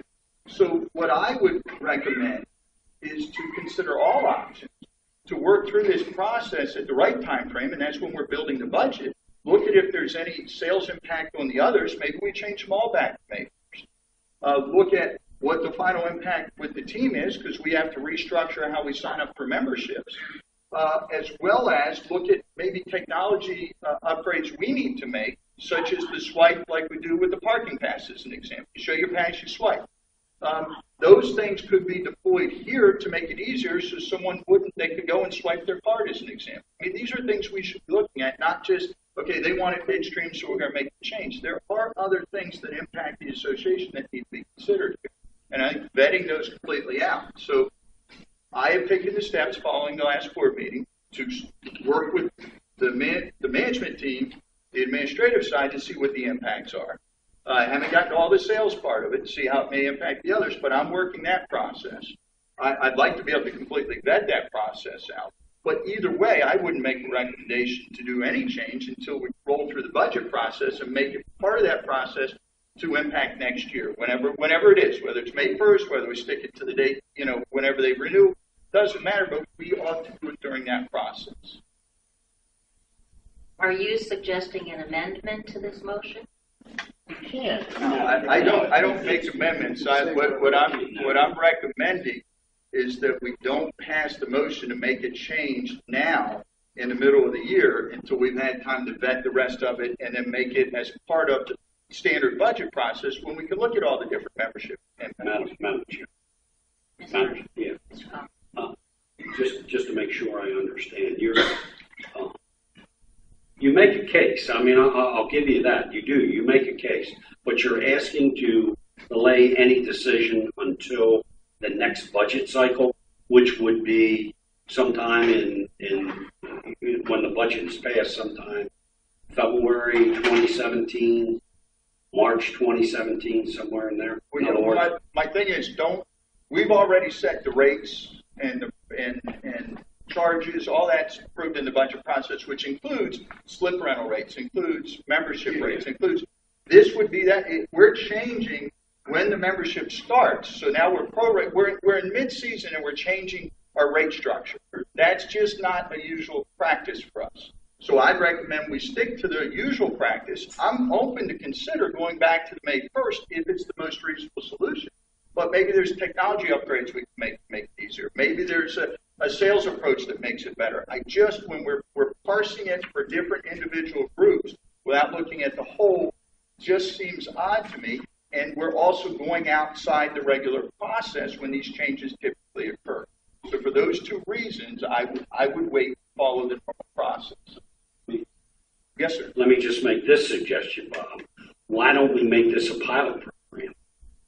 Why don't we adopt a universal sign-up and make this a 6-month pilot program? And that should educate us as to whether or not there is true benefit to the other 2 amenities or however many other amenities that need a swipe card or what have you in order to opt. That seems, you and I come from a marketing background, and we know we've done pilot projects all our lives. Yeah, typically I would completely agree, a pilot program to test the water. What the recommendation is to go back the way we did it before. We already know how that works. We try to make an improvement here.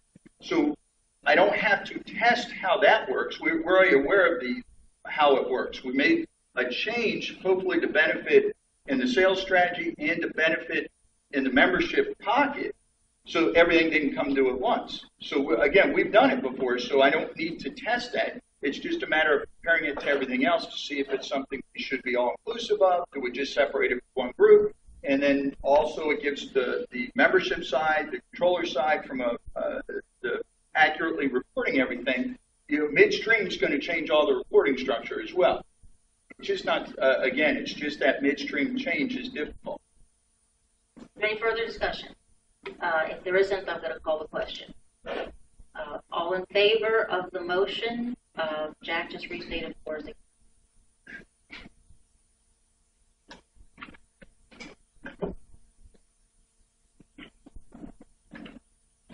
Here.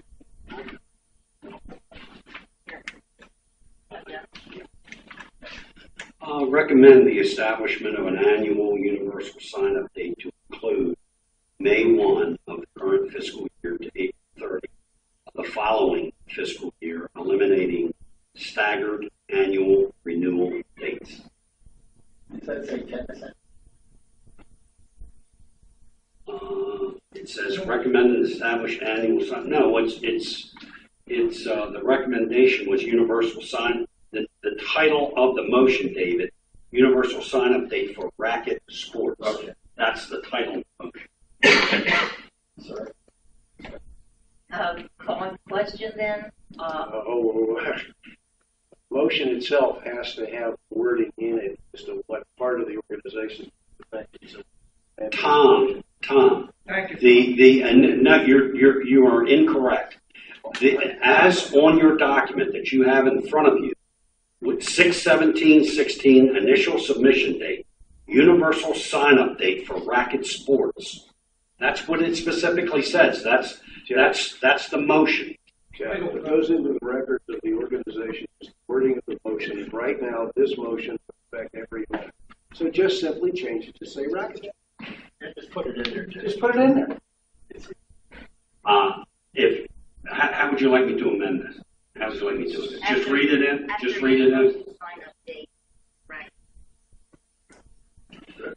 recommend the establishment of annual universal sign-up date to include May 1 of the current fiscal year to April 30 the following year for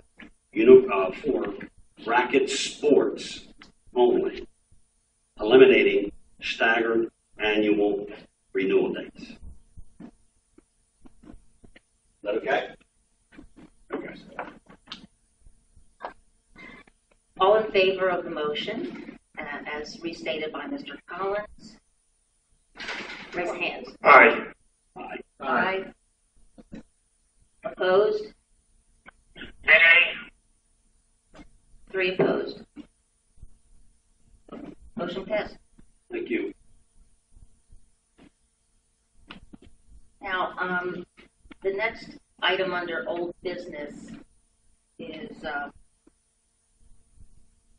the Section 17 turnover agreement update. I'll just let you know that at a closed meeting on June 25th, there were 2 motions which were unanimously passed to approve the Section 17 turnover agreement, which was prepared by legal counsel Joe Moore, and for Mr. Moore to take legal action to affect that turnover agreement.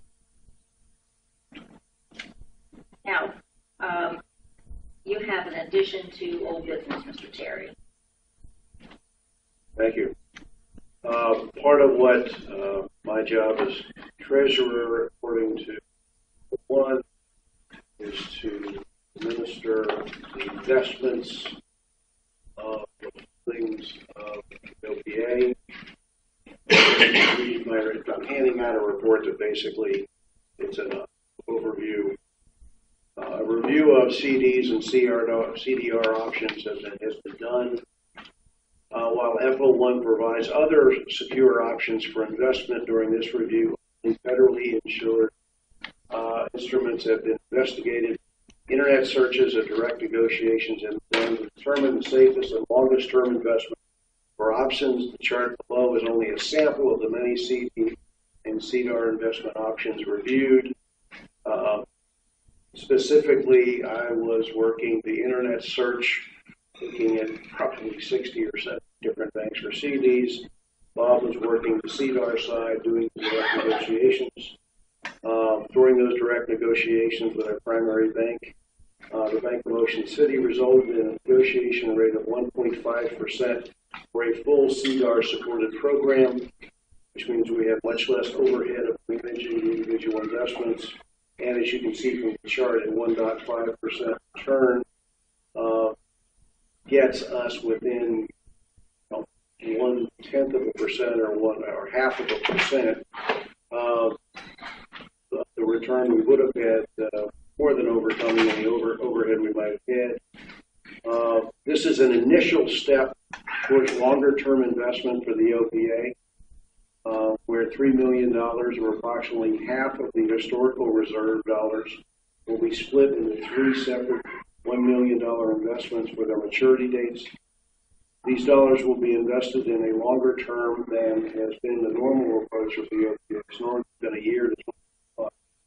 By splitting the investment into 3 separate instruments, the OPA can avoid penalties for the full amount being invested should some of the dollars be needed sooner. By investing for a longer term, the rate of return can be greater, as I said before, than the 12 to 24 months. So the plan is to take $30 million, split it into 3 $1 million segments, and invest them initially into a 3-year CDR model, and then future boards at later dates, if they find they can put even more money aside for a longer period to get a better return, can ladder those rates going forward. So again, this is an initial step for the investments of our holdings, in line with what FO1 legally secure investments and the negotiation of a 1.5 return on CDR clearly gives us a good return investment for a program that gives us a longer view for some of our. Thank you. Okay. Tom, could you explain to us what, just in case, an emergency,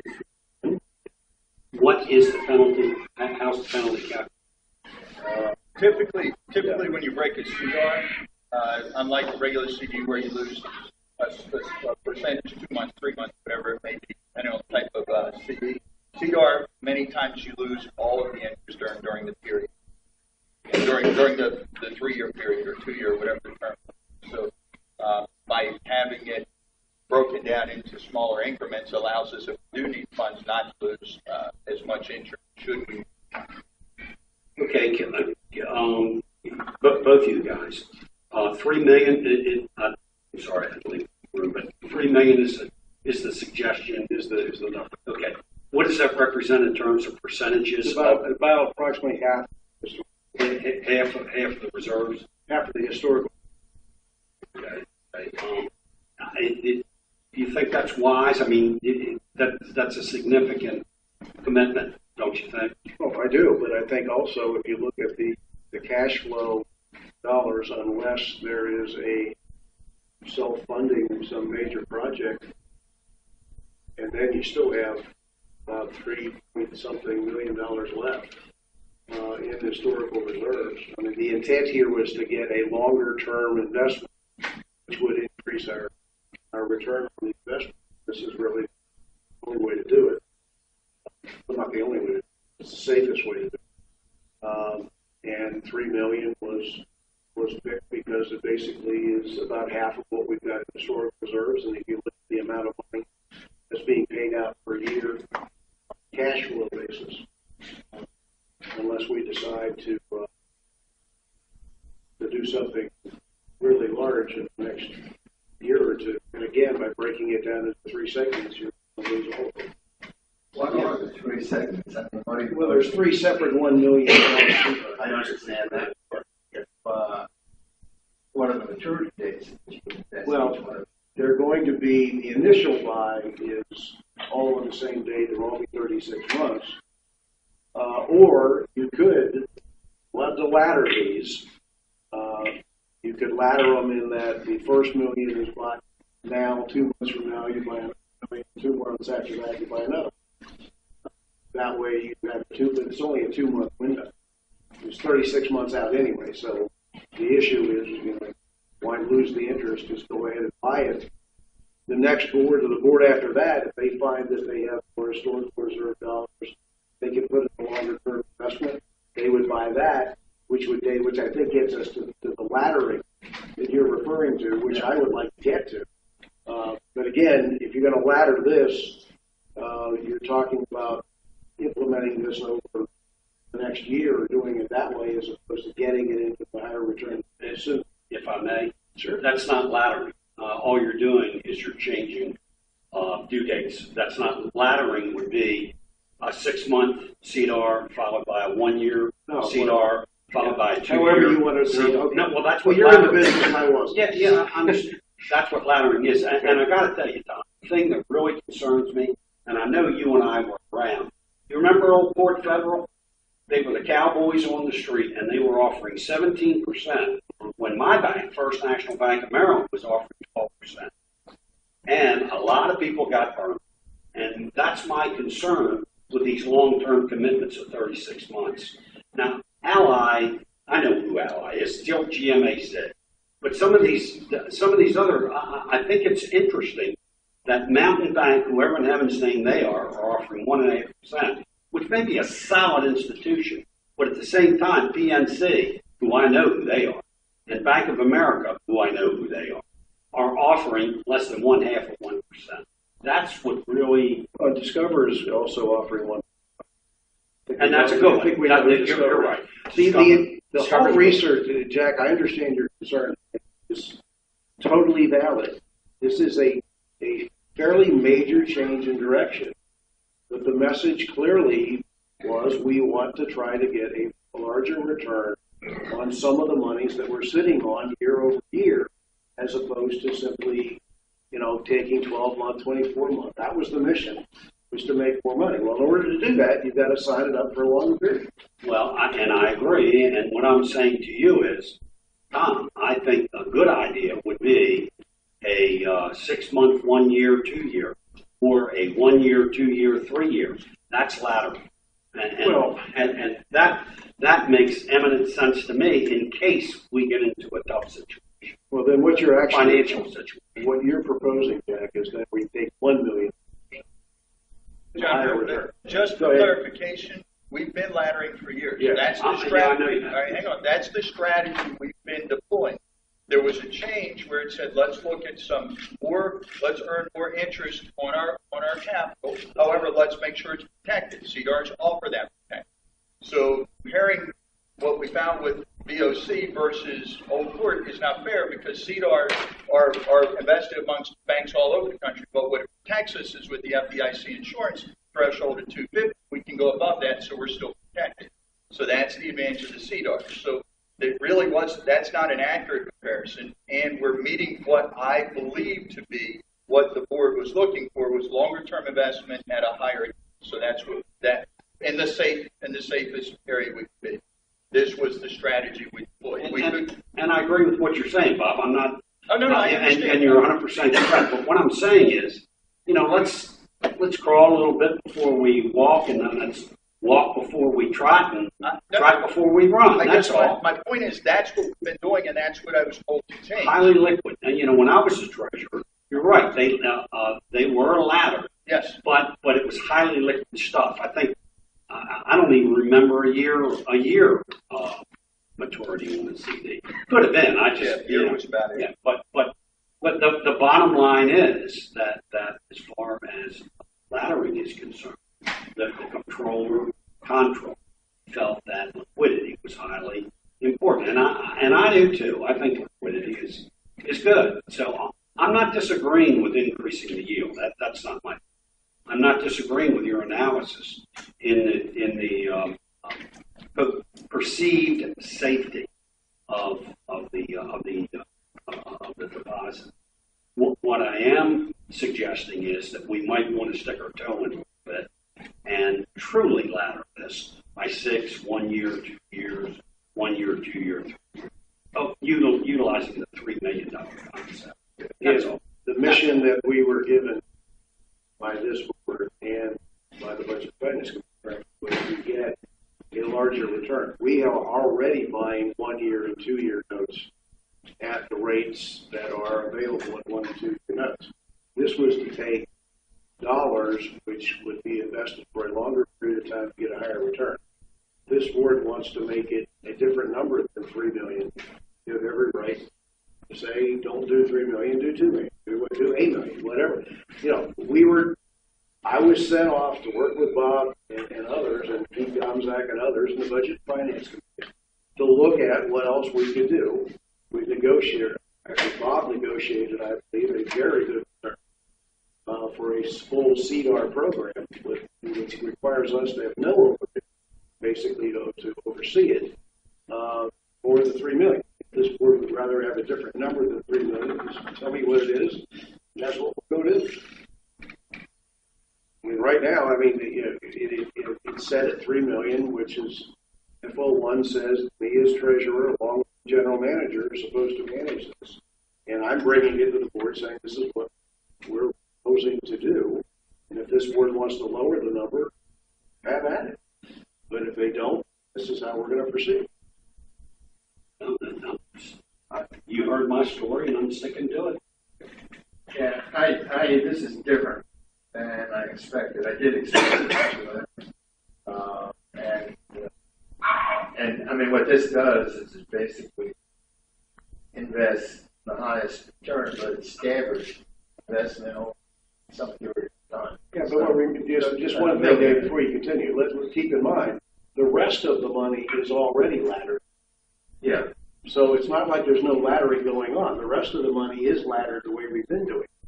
So it's just taking some of the money and moving it to a longer term. So we really are laddering the whole bucket. It's just now we're adding in a 3-year return. So it's not like this money is all by itself. The rest of the money is being laddered. So just sorry to interrupt, but I just want to make sure. No, okay. That's a good point. And you sort of have, which is here.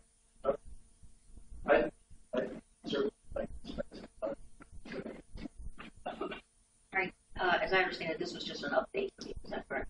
actually, FO1 calls for the second treasurer to manage the money, and I'm prepared to go to investors in these dollars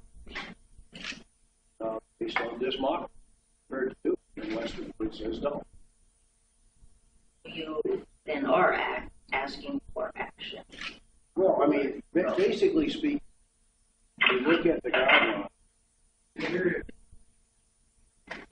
If you look at the guideline, the dollars are to be managed by the treasurer and the general manager. I'm simply putting forward, this is what we're proposing to do. The board always has the option to say, whoa, don't do it. So you don't have to vote yes. If you want to vote no, you can vote no. It's not an option, Don. It's not an option. I mean, you got to bring it. Yeah, it's not an option. But I again, understand what I'm saying. The concept is valid. Laddering is a valid concept, as Bob pointed out. All I'm just indicating that we should use a little prudence here. That's all. That's where I'm coming from. That's what we're doing currently. And so they were charged with moving away from that model to get us some better rate of return on money. And so now you're saying forget about that and go back to a laddering? No, ma'am. What I'm saying is that he is setting aside long-term allocated funds, funds that are going to be used 3 years out or more, 3 to 5 years. So what I'm saying is that instead of tying up $3 million with the potential of, oh, we got to pull it out because something has changed within the economic environment, let's pull that money out and create liquidity. We would lose 100% of our interest on the $3 million. What I'm suggesting is that instead of putting all of our eggs into one yielding basket across various banks, that we break it up. We put $1 million into 1 year CDAR, $1 million into a 2 year CDAR, $1 million into a 3 year CDAR. That's all. That's what I'm suggesting. Well, actually, Jack, the impact of what you're proposing to do is taking $2 million of the $3 million, and putting it right back to where it already is. No. Yes, you are. No, I don't think. I can only go with my experience as a treasurer. And as a treasurer, Art was it was highly liquid. It was highly liquid. So when you talk about laddering, you're talking about short term, 6 month and 1 year. I mean, that's what we're talking about by laddering. Now you're talking about 1 to 2 to 3 years. Well, in this particular case, 3 years. We've already bought. So look, it's just an up and down question. I raise it with the experience that I've had in the background. That's what I bring to this, and that's the way I got to vote. But I may be in the minority, and that's okay. If I may, this is just a piece of information that's been given to the board. There's no question on the table, unless somebody makes a motion, and I certainly won't, because this is not hardly enough information to decide this now. But it's a start in the sense that it's like I can understand good start, and I can look at what the entire picture is and see whether adjustments are required. I mean, I've known what we're doing all along, and I don't want to get into that, but I don't think there's any motion on the table. This is just information for the board, and our resolution that bylaws, control what can actually be done by. So, but I do think that I have other questions to go through, but this just isn't right done. We did what we were asked to do. Reality is the resolution does in fact allow the treasurer to do this along with the general manager. I don't intend to take that step.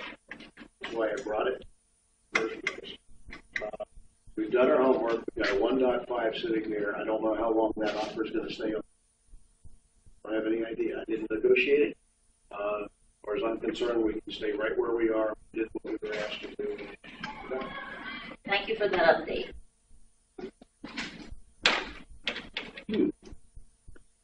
Next on the agenda, appointments. You have paperwork for Audrey Wall, third term on the club. Susan Morris, first term racket, and June Freeman, chair of racket. I'll entertain a motion relative to those. Do the roll. I'll second. All in favor? Aye. Aye. Aye.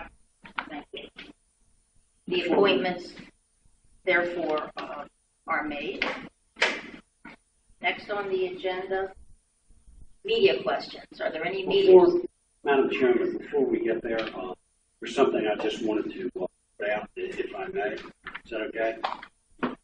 Depends what it is.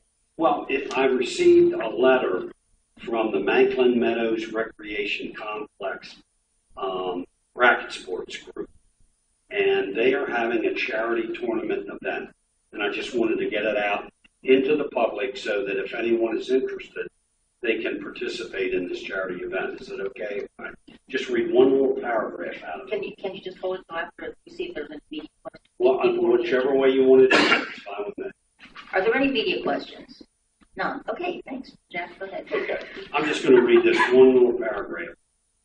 This year, we are proud to announce the charity tournament will be held on Friday, August the 26th, at Manklin Meadows Recreation Complex. The recipient of the fundraiser will again be BCRF. Registration begins at 8:30 a.m. with a light breakfast, group photograph, court play from 9:30 to 11:45 a.m. Drawing for door prizes followed by a delicious lunch. A small donation fee of $10 will be collected at sign up for registration. Donations in the amount of your choosing will be collected at registration. All levels of play are welcome to participate. We encourage players to try the different sports offered at our great complex. To sign up for the event, please visit the clubhouse at the Racket Complex. Thank you. I'll now entertain a motion to adjourn this open session and go into closed session for discussion on contractual issues, specifically pertaining to general manager. Are they not, should they not adjourn two separate motions? Excuse me. I was given 5 minutes and I used 3. I'd like to use my last 2 minutes. You can't do that. Sorry, we're beyond the Okay, well, then you ought to start reading what is now available for the residents Well, in Ocean Thank Pond. you. Thank you. That's your out of order. Thank you. Well, this All right, is- I'll entertain those as two separate motions, Dave. I'll entertain a motion to adjourn the session. So moved. Is there a second? second. All in favor? Aye. Discussion? Are we going to move into the closed session on